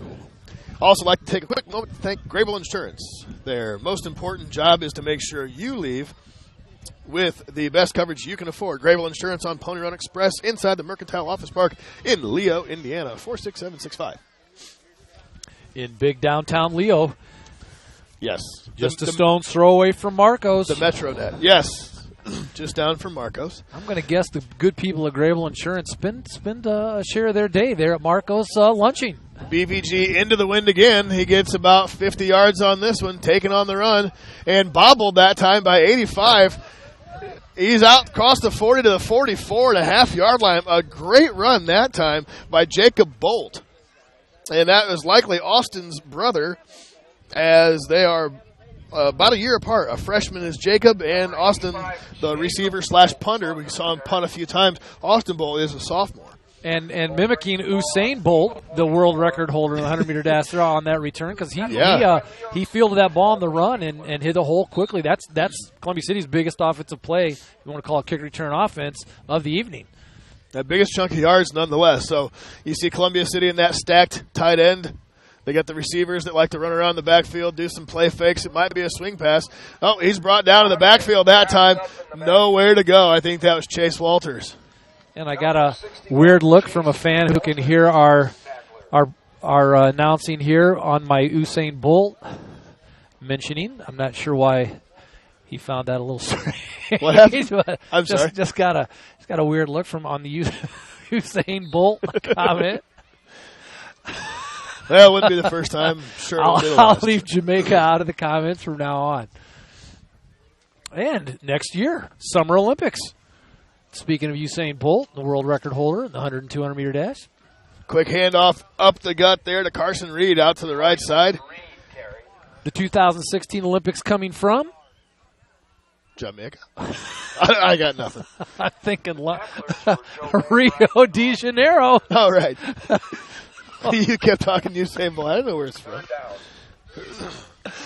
So, I'm getting awkward looks, not only from you, but from my wife as well. who did know, by the way, that Rio was the Actually, next I did Olympic know. spot. Come to think of it, no, I did know that, as if it matters now. I went ahead and said Jamaica, so that's out of the question. Jamaica on. But Jamaica will be there in their track. Nonetheless, 3rd down and 9 for the program. 46 here in Rio de Janeiro. Sorry, that was horrible. Oh! A quick screen pass dropped underneath by Ryan Mosher. They got about an 7 to 8 yard gain on that last time they ran that inside the red zone, in their own red zone. And that time it was just unsuccessful. So I've only seen a couple of targets tonight from Mosher, the 6'4", 185 receiver. So you got a lot of height there, and it doesn't seem that Columbia City has chosen to utilize him aside from the left foot that you'll see here shortly on the punt. Well, Snaufer, they've dropped back to pass several times, but there's just been a lot of pressure by Leo, so they're just not able to run those receiving routes because of that pressure. Mosher's punt is down at the 19-yard line. And as you hear Kevin Yale announce at the 19-yard line, it is down 35-0 in favor of the Lions with 8:57 here to go in the third quarter. AllenCountyVoice.com. Steve Roberts along with Mike Walker. And I'm going to look, Steve, for the Lions to start pulling starters here rather quickly, if not already. Yeah, and you got 15 Hensinger there over on the bench, as you see, or on the sidelines, as it were. And Leo's bringing in Max Minnick, I believe. Is Gauss still quarterback, or do they have Restivo? It's Max Minnick, number 16. Oh, Max Minnick, okay. Max is the quarterback. He's a sophomore, 6'1", $185. I can't tell who they have there in the backfield. I think it might be Bonner. And it is. And he is met in the backfield real quick like and in a hurry. And it's going to take away from his already pretty stellar rushing performance tonight on a few big hitters. Well, and that shows you right there how stout the offensive line is for Leo, because they have a lot of subs, if not everybody. Again, I'm trying to look at numbers. And the Columbia City defenders are still their starting group. And on that running play, they were able to finally get some penetration and make a really good stop. So a loss of 2, making it 2nd and 12 with the ball on Leo's own 18 with 8:16 to go here in the third quarter. Out of the shotgun this time, it's Minnick looking for the quick screen they scored on last time. This is Gunnar Brown looking for the outside. Gained about 3. Picked up Bonner's loss and maybe a yard on top. 3rd and a long 9 from the 21-yard line. So, again, not surprising that Coach Souter has pulled, for the most part, his starters. He usually does that when he has a lead like this in midway through the third quarter. So sure. you will get some third stringers in this game again for the Lions not long from now. Yeah, and by definition, Max Minnick is the third string. You got Cray that starts, obviously, out with an injury. Ryan Gauss named the new starter, so his backup is almost a pick 6 away from a bad stat line. And that time it was Wilcoxon who jumped the receiver. And it wasn't the best thrown ball as far as accuracy goes. The pick 6 was. It hit Wilcoxon right in the basket, right in the bread basket, and he should have taken it in for an easy score. Yeah. So BVG is back to punt. There's a saying that we used to say when I was playing: is too much green. Too much green in front of him. You're right. He looked up. He already saw 6 points going up on the board, and just didn't hang on to the ball. Too much green. So BVG back to punt. It's going to be Austin Bolt receiving, or back deep for the Eagles. Columbia City comes after it. Gets a good punt off. Von Gunton's kick is taken by Bolt. Bolt did call fair catch. Had to run up to catch the ball after the bounce and then took it a few more yards. And I thought that might be a procedure penalty there, but I'm not sure in high school what the rule is. Well, if you call fair catch, it's a fair catch. Even the rule in high school is that does demand a flag, but they're talking about it. But no flag was thrown. Right. And so no flag was thrown. I don't believe it yet. No, they're not going to mark it off. 35-0 again. 7:17 left here in the third quarter First meeting between these two teams in conference play, the Leo Lions playing host to the Columbia City Eagles. Steve Roberts along with Mike Walker on the Voice Sports Network. So I'm not sure what the delay is here, but there we go. The play is now underway.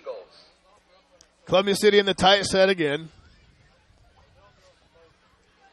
In motion, a quick handoff, and he is chipped on the outside that time. The funny thing about that play is Taylor Garton was coming in to make a play on the quarterback, Snaufer, and as Odell was coming in motion, it was a quick handoff, almost like the jet sweep that you see from the Lions and Bonner, and he just kind of ran into him on accident on his way to the quarterback, and it was enough to take him down. Said, excuse me, but I'll pick up a stat right there. So Thank another great much. defensive play as a tackle for loss by Taylor Garton. Having a big night here on senior night, Taylor. Well done, sir.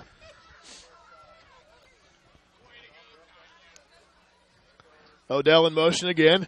This time it's handed off, and he is brought down in the backfield. Guess who? Mr. Taylor Garton Mr. again. Taylor Garton rudely brought down the ball carrier there. I mentioned it before.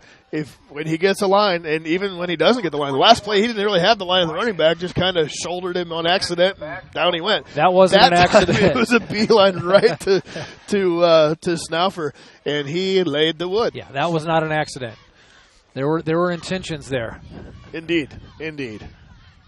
Third down and a long 15 for the Eagles at about the 49-yard line, roughly. Snaufer is going to drop back, and he's brought some pressure. And he's brought down that time. That was Austin Rinker. Brock Snaufer was dropped for a loss. So a big-time sack for Rinker on 3rd and 15. And they're going to have the better part of 20 to 21 yards to go to the line of gain for the first down. And it's going to bring in Ryan Mosher for the punt. So Mosher getting a lot of action here with the left foot. A couple of times he went rugby style. Last time he popped it up in the air. Pretty decent punt. We'll see what he does here on 4th and a long. Knuckleball. This time gets a little bit of rollout. That's going to come dead at about the 25. So with 5 minutes and 10 seconds, Leo's going to take over. We'll do a quick hitter here from our friends at Subway. It took Subway restaurants to do flatbread sandwich great, fresh roasted until its flavor reaches the towering peaks of Mount Delicious. You may have had other flatbread, but once you sink your teeth into this appetite-busting mountain of flavor, you'll know this is the real deal. Get any of your Subway favorites on our full-flavor flatbreads and let your taste buds sink into the delicious depth of goodness. Subway of Bluffton, eat fresh with 2 locations to serve you in North Main and inside Walmart. All right, and this is a run off the left side by number 8 for Leo, Jack Kirsten. He's a sophomore as well, so sophomore Kirsten and sophomore Max Minnick getting some work at running back and quarterback respectively. Kirsten 5'9", 160. And the thing that's fun and kind of interesting to see about sophomores and even freshmen is that when, they still got some growing to do. So next year he might be, 5'11", 5'12". That reminds me. Maybe 5'12". He's pushing 5'12" right now, I think. And, again, these Lions getting freshman and sophomore. Kirsten again on the right side. Second and third string players Jack Kirsten carry. into the game. There you are. Hi. They couldn't hear you there. What was that? They getting these young guys into the game is huge because it gives them high school experience, which a lot of teams just don't ever have the opportunity to do. And Leo, all the games all but a couple of games this year, they've been leading pretty largely in the third quarter. And they're getting these young kids in, and not just once or twice. They're getting them in for almost a half a game. Yeah, and here another one, Logan Burr, number 85, 6'4", 164 junior, running the play in this time for the Lions. So Leo's going to take time out. There was just 4 seconds to go on the play clock, and they knew they weren't going to get the snap off. So a quick timeout with 3:33 left here in the third. Lots of threes on the board. Third down also. University of St. Francis is known for quality academic options and dedicated professors. You'll discover the perfect program to fit your interests and goals. See for yourself what USF has to offer. Visit online at sf.edu. And also, Marco's Pizza, located in downtown Leo, serves not only pizza but wings, subs, breadsticks, and many other delicious items. Marco's also offers catering, carry-out, delivery. Marco's Pizza in the metropolitan section of Leo, Indiana. dial 260-627-2227. Call yourself, or make a phone call yourself and get yourself some Marco's. Or marcospizza.com, order online. They will deliver it hot and fresh, folks. So Minnick under center. It's a counter. Leo likes running this play. And that time, Jack Kirsten didn't have a whole lot going for him on the blocking side of things. He was met in the backfield. It's going to bring up 4th down and about 8 or 9. So, yeah, this version of Leo's offensive line not having the success that the number 1 unit has. And again, Columbia City has kept their starters out there, and they're having their way with this line and getting some penetration and stopping the Lions' running game. Indeed. So we got Von Gunton back deep to kick it deep, hopefully, for Leo, and Austin Bolt is going to return it for Columbia City. A high wobbler takes the Leo bounce down to the 40-yard line. Von Gunton's punt is down at the 40. So about a 34-yard punt, give or take. And Von Gunton didn't hit that one that well. No, you could hear it. It did come off the side of his foot a little bit. Right, there's some things that he's working on. Talked to Coach Souter about it the other day, a week or two ago, about how he has went from the style of, the rugby style or the spinneroonie or whatever you want to call it, where just a low liner and let it run down the field, to more of a conventional punt to where you pop it up there super high, hopefully get a little spiral on it so it turns over. Well, there is an art to punting when you try to kick that spiral, because when the ball spirals, it carries through the air better, and you do have to bring your foot across. Big hit, number 24. That was a phenomenal hit that time. I have it as Joe Lambright, but we know that's not right. I'm not sure exactly who that is.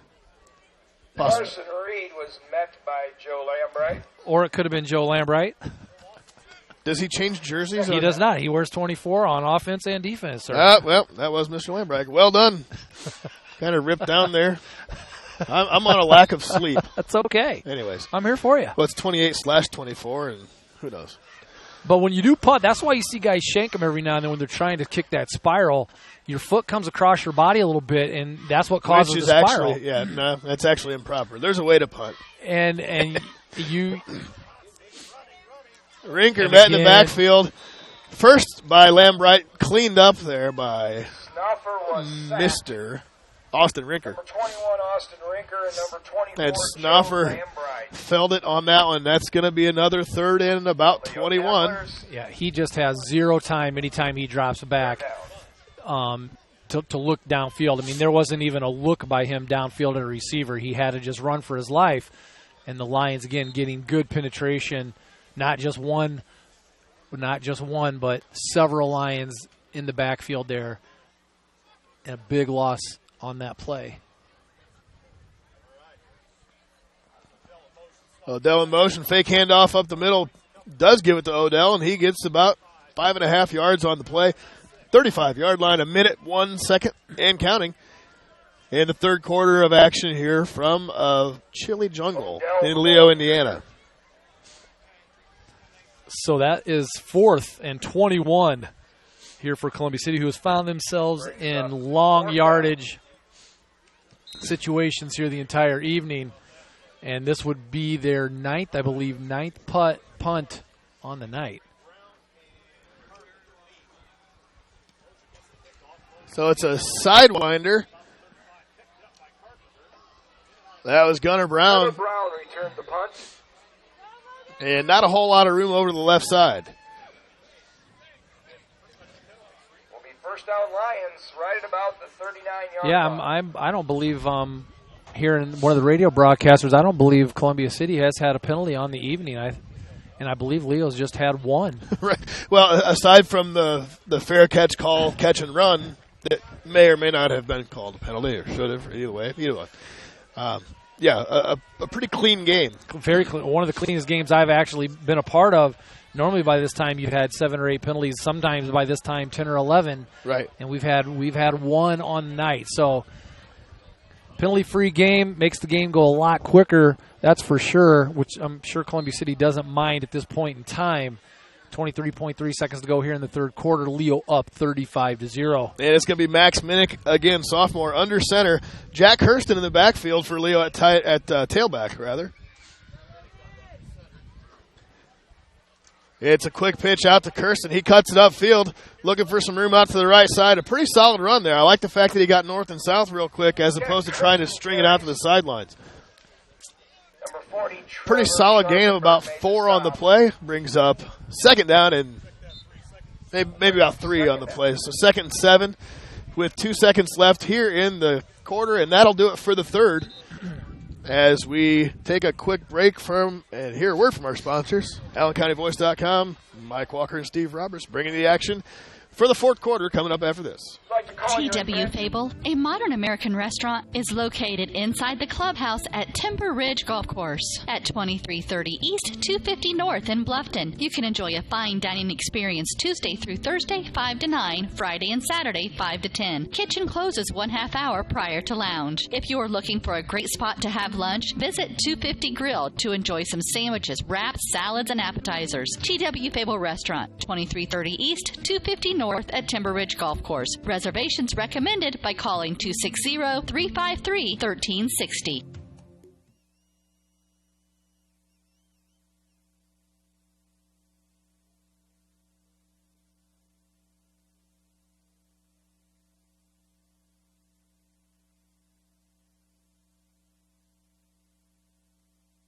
Allowing an average of 11 defensively. So you have a look here at the Wednesday afternoon, 8th grade team for Leo. 5 p.m. They will play the Southern Division champs, Woodside Middle School, which beats Homestead for the overall conference championship. That is this Wednesday. Here's Jack October 14th, Jack to the outside. A nice run Please come out and support the 8th graders. by Jack Kirsten that time on the pitch. Team and the coaches, and good luck. We'll see you Wednesday.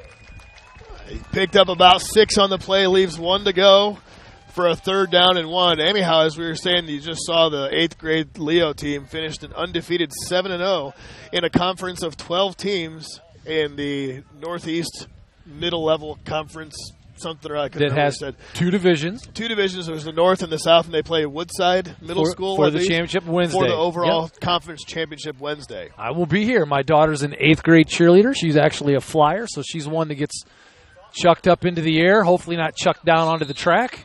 Kirsten on the run up the middle. A little shifty back and forth. I thought he had enough for the 1st down. Evidently, the line judges did not. That's going to bring up 4th down in an extremely short inch or 2. So no sense in going for it here just to prolong the pretty much inevitable. It's going to be Ben Von Gunton, as you see on the screen there. BVG back to punt, and Austin Bolt to receive the deep kick from Von Gunton.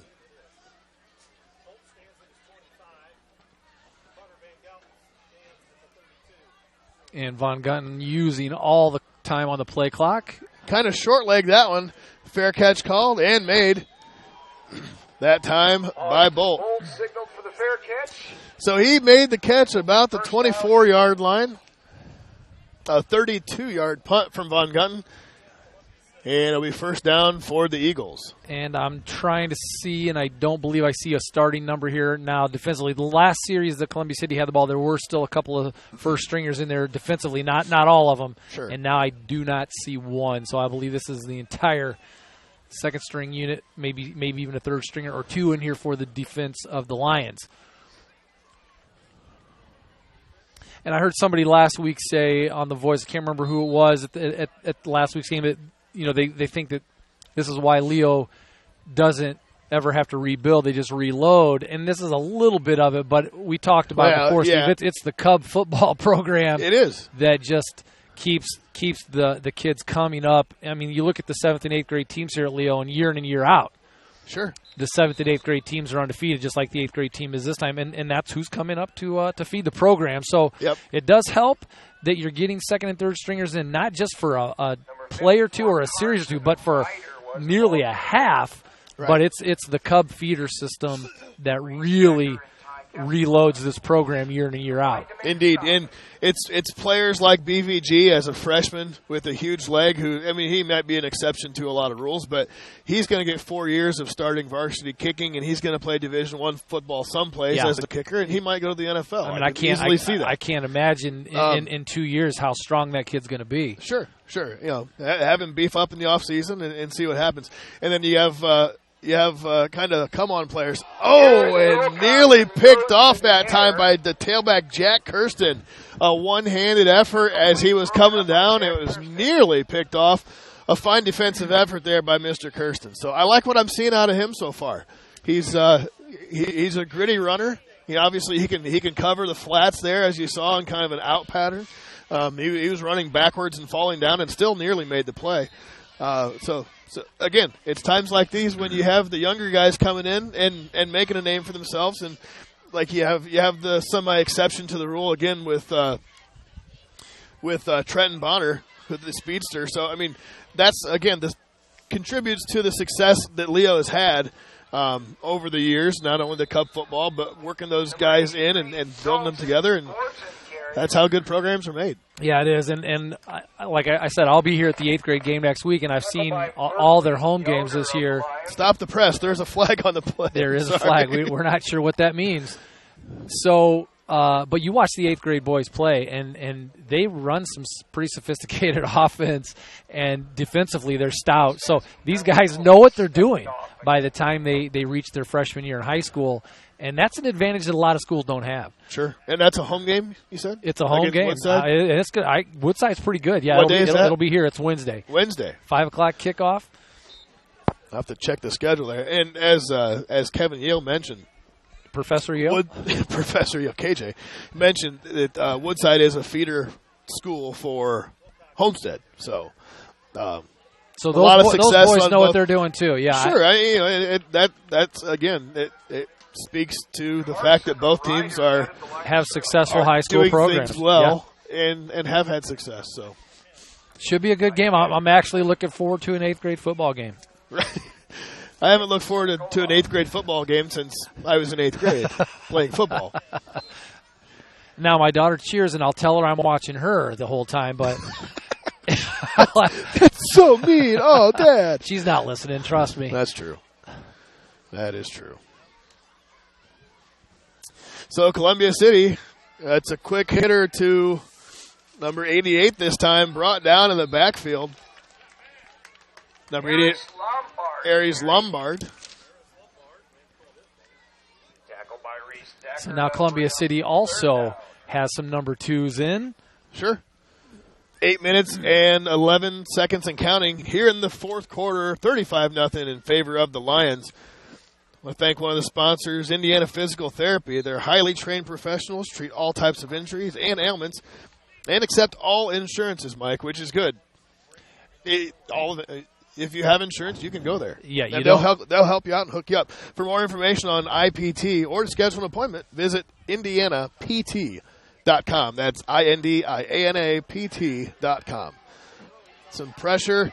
Oh, he was nearly going to intentionally ground that one, but he made a better choice there. Aaron Wilcoxon. So Wilcoxon sacked by Max Minnick. So we see a couple of names to maybe look for in the future. Maybe hang your head on those names. You know, Max Minnick and Jack Kirsten in the Leo backfield doing some good things on both sides of the ball now, as you see Minnick with a big sack for a loss. Well, they're going to need some guys coming up because as you read that senior list, it wasn't exactly short. It wasn't short and not short on talent either. So those guys are not only seniors, but they are quality football players, and they're going to be gone. Kirsten back. This is taken by number 1 this time. Caught and bobbled. It is fumbled. The ball still loose. Finally recovered by Columbia City. Recovered by the Eagles. So that was Jacob Milady, a junior, 5'8", 145, had the ball, and it came out loose. Ryan Mosher's punt. Bobbled around several times. Made contact with the Lion and then was recovered by the Columbia City Eagles. And Columbia City's going to take over, 6:51. So again, Columbia City's two biggest defensive plays of the game were Leo fumbles. This is true. And, so you got a chance, if you're Columbia City, to maybe throw some points on the board and get the goose egg off the schneid. Sets them up in good field position. They are on Leo's 43-yard line to start this drive. Drops back to pass underneath Red, and a nice interception that time. Pass by Wilcoxon is picked off. And that one was picked and still going. That is Palmer Stapler. And flags all over. Is that a late hit? No, that was Jacob Milady getting a little chippy with Rob Wood, number 4. And I'm not sure who they're probably going to call that a Milady. I think it was the reaction to the fight. You know, they always catch the second guy. It's always every single that. time. Yep. The old fable never fails. So several, a few quarters and change of no flags, roughly, except for the one. And now we've had a couple here in the last 3 minutes of play. So it is a personal foul on number 1, Jacob Milady. And a personal foul also.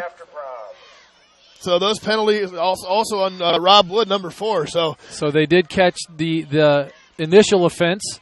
Yep. And then they got Milady's actions after that, and they called offsetting. So sure. And to be honest, Mike, there's a little anger on both sides. Obviously, if you're Columbia City, you're getting shut out 35-0. If you're Jacob Milady, you just muffed a punt and gave over. It gave a turnover. So so that frustration bubbled over. A little chippy right now, and the fact that the game's still being played and they're not able to go to Marcos right now and eat is a little of the frustration that I'm seeing as well. So indeed. A lot of these guys will be at Marcos momentarily. I'm sure of it. Or Subway. Eat fresh. Subway right down the road from Marcos. Or you might see some of them hanging out at Indiana Physical Therapy after the game. You never know. Yeah, this is true. So Leo's ball. 6:39 to go here in the fourth quarter. Leo up 35-0. So there were 3 fouls on the play, and they did then assess Leo for the block in the back. It's a pitch to Kirsten. Cuts it upfield. Heavy run. I like it. 9-yard run on the play. Yeah, Kirsten, he's a patient runner. He fades out there with the ball, and he looks for his hole, and he's patient, and then when he sees the opening, he goes. Yeah. So, again, he's listed at 5'9", $160, but he definitely runs a little bit bigger than that as far as the weight goes. So, when he gets a head of steam going, he's fast enough, he can put a little hit on him as he's coming through the line. So that brings up second and looks like 1. The 43-yard line, Leo. And this is A.J. Restivo under center for the Lions. It's an option to the right. He's going to keep it. And he gets a good gain. A nice job of reading the play there and going with a fake pitch and taking it up. He is met by number 66. And A.J. Restivo, I believe, is a freshman. Yeah, I've heard that name thrown around just from here's and there's, and we might see him starting quarterback next year. Yeah, he's not only does he have some physical skills, but he's a pretty big kid, sure. and he's built, he's strong. And you can see there, he's fairly athletic by running the ball there. Yeah, I'd like to see him throw here, but I highly doubt Leo's going to throw the ball at this point in the ball game, just to see what he has arm strength wise. So here's Kirsten again, cuts it to the outside. He's got a little bit of room. A nice run yet again. Field into Eagle territory. Had a little snap back on the camera there, folks. No big deal. It was Kirsten off the right guard, and he was able to cut it up, get it to the outside, and nearly had himself a first down. So, again, a nice piece of running by Kirsten. And you got to tip your cap, Mike, if you're the Leo Lions, to the offensive line and the proverbial backups, as it were. The the non-starters that are in there doing the job, getting the blocks for Kirsten. Well, they were overmatched there when Columbia City kept their ones in, but now that Columbia City has their second-string defense in, they're opening up some holes. So for all intents and purposes, this is a reserve football Here's game Kirsten right now. Cutting it up, hit once, brought down. That might be enough for the first down as the clock does stop on a first down, but it's going to pick up again. Yardage. So the option that Restivo decided to keep last time, he makes the pitch. Mr. Kirsten cuts it up. Jack Kirsten, again, number 8, 5'9", 160. Got a little bit to the outside, made a cut north and south. And in the game of football, you want to go north and south. Yeah, you do. You don't want to, especially if you have speed on the defensive side of the ball. If you spend much time going east and west, it's never a good thing. And that's what he does. He's patient. If he does drift a little bit east and west, he finds his hole and then he cuts it up very quickly. Here he is again, up the gut. Gets through a couple of arm tackles. And a gain of about 7 yards. And if you'll notice, Steve, the flag is dead still. The wind has completely died. It's turned into a really nice evening. I tell you what, if this was the conditions when BVG goes for the 51-yard kick, it's good by 4 yards. Yeah, he does Easy. make it. Yep, absolutely. Easy. The wind is dead calm right now. So we have number 32, Brennan Young, running into play for the Lions to A.J. Restivo.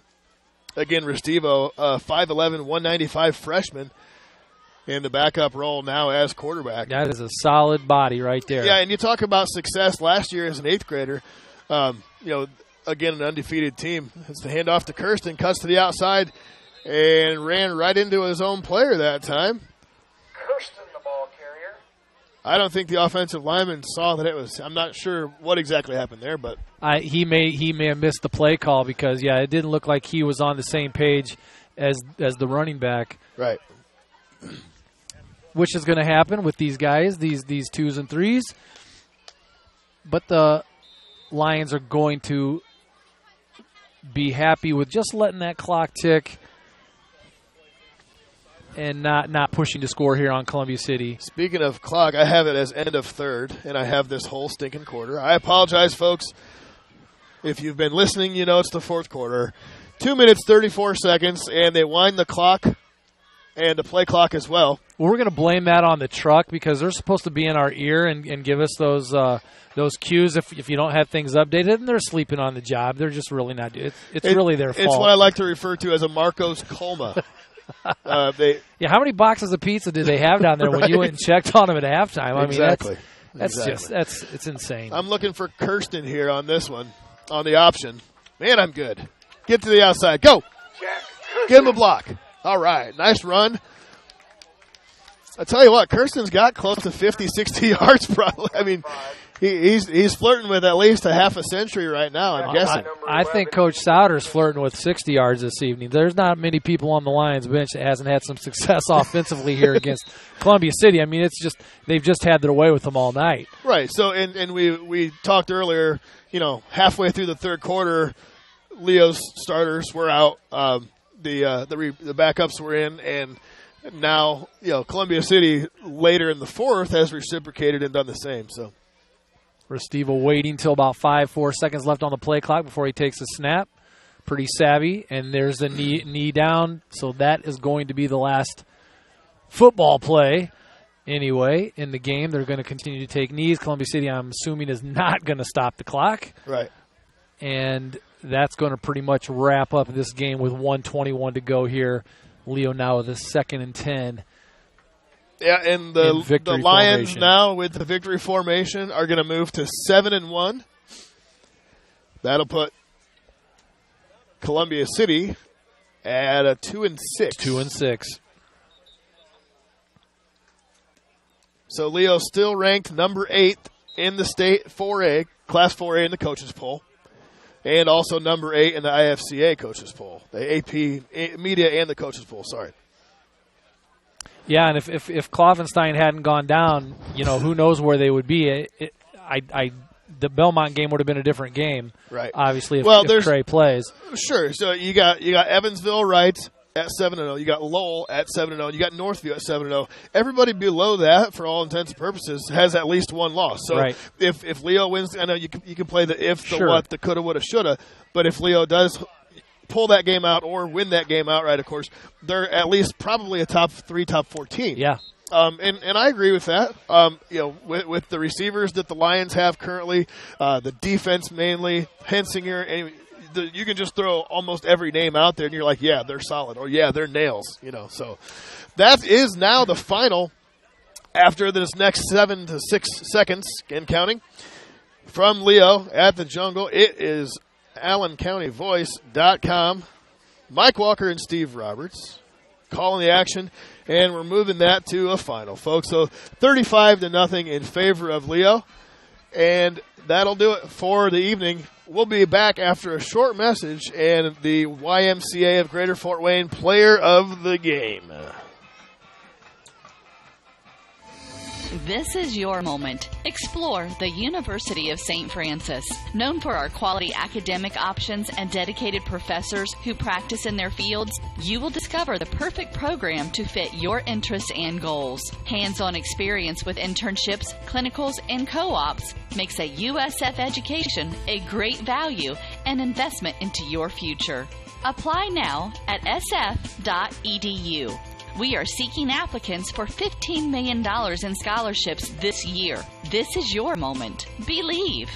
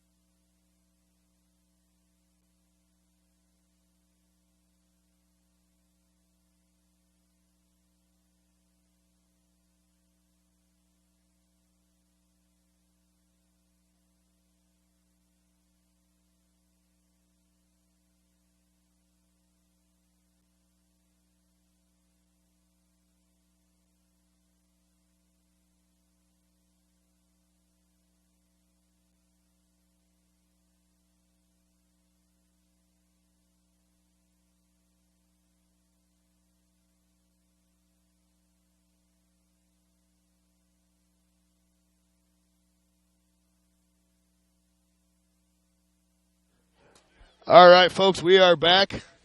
Sorry for the delay of silence there. Had a little conversation with not only Jack Kirsten's parents, but also Trenton Bonner's mother, Carrie. Yeah, big fans of The Voice. Big fans of The Voice, and if they're not, they are now. They'll probably listen to the broadcast. So thanks to a good, quick conversation with them. Let's get to some quick stats. We'll pick the player of the game. We'll wrap this puppy up here. So Leo scored 14 points in the first, 14 in the second, 7 in the third, and nothing on the fourth quarter for the boards for Leo. 35-0 was the final score. Total rushing yards, total offense, 409 for the Lions. Total offense for Columbia City, 13. So negative 13 yards passing, 26 yards rushing for the Eagles.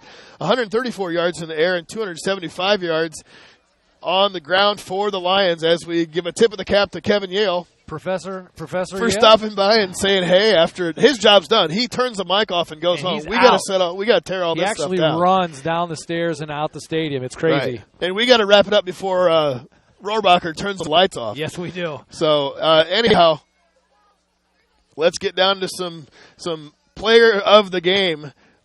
I like Tyler Hensinger at 8 carries for 113 yards. Really set the tone for the Lions. And we're going to go ahead and call him the Northern Indiana YMCA of Greater Fort Wayne Player of the Game. Mike, you got anything else? I do not have anything else other than good luck to the Leo's boys tennis team tomorrow at Semi-State against Goshen out at Homestead. Again, if you get a chance, go out and watch the boys play. Indeed. It'll be great. So, again, Leo finishes it off 35-0 against Columbia C. Join us next week for the call from Barronfield. We'll call it Barronfield. It'll be myself and KJ, Kevin Yale, on the call for the Uncounted Voice. So for Mike Walker and Steve, I am Steve Roberts. I think. Yes, 35-0 at the Jungle. Leo over Columbia City. Good evening. We're out.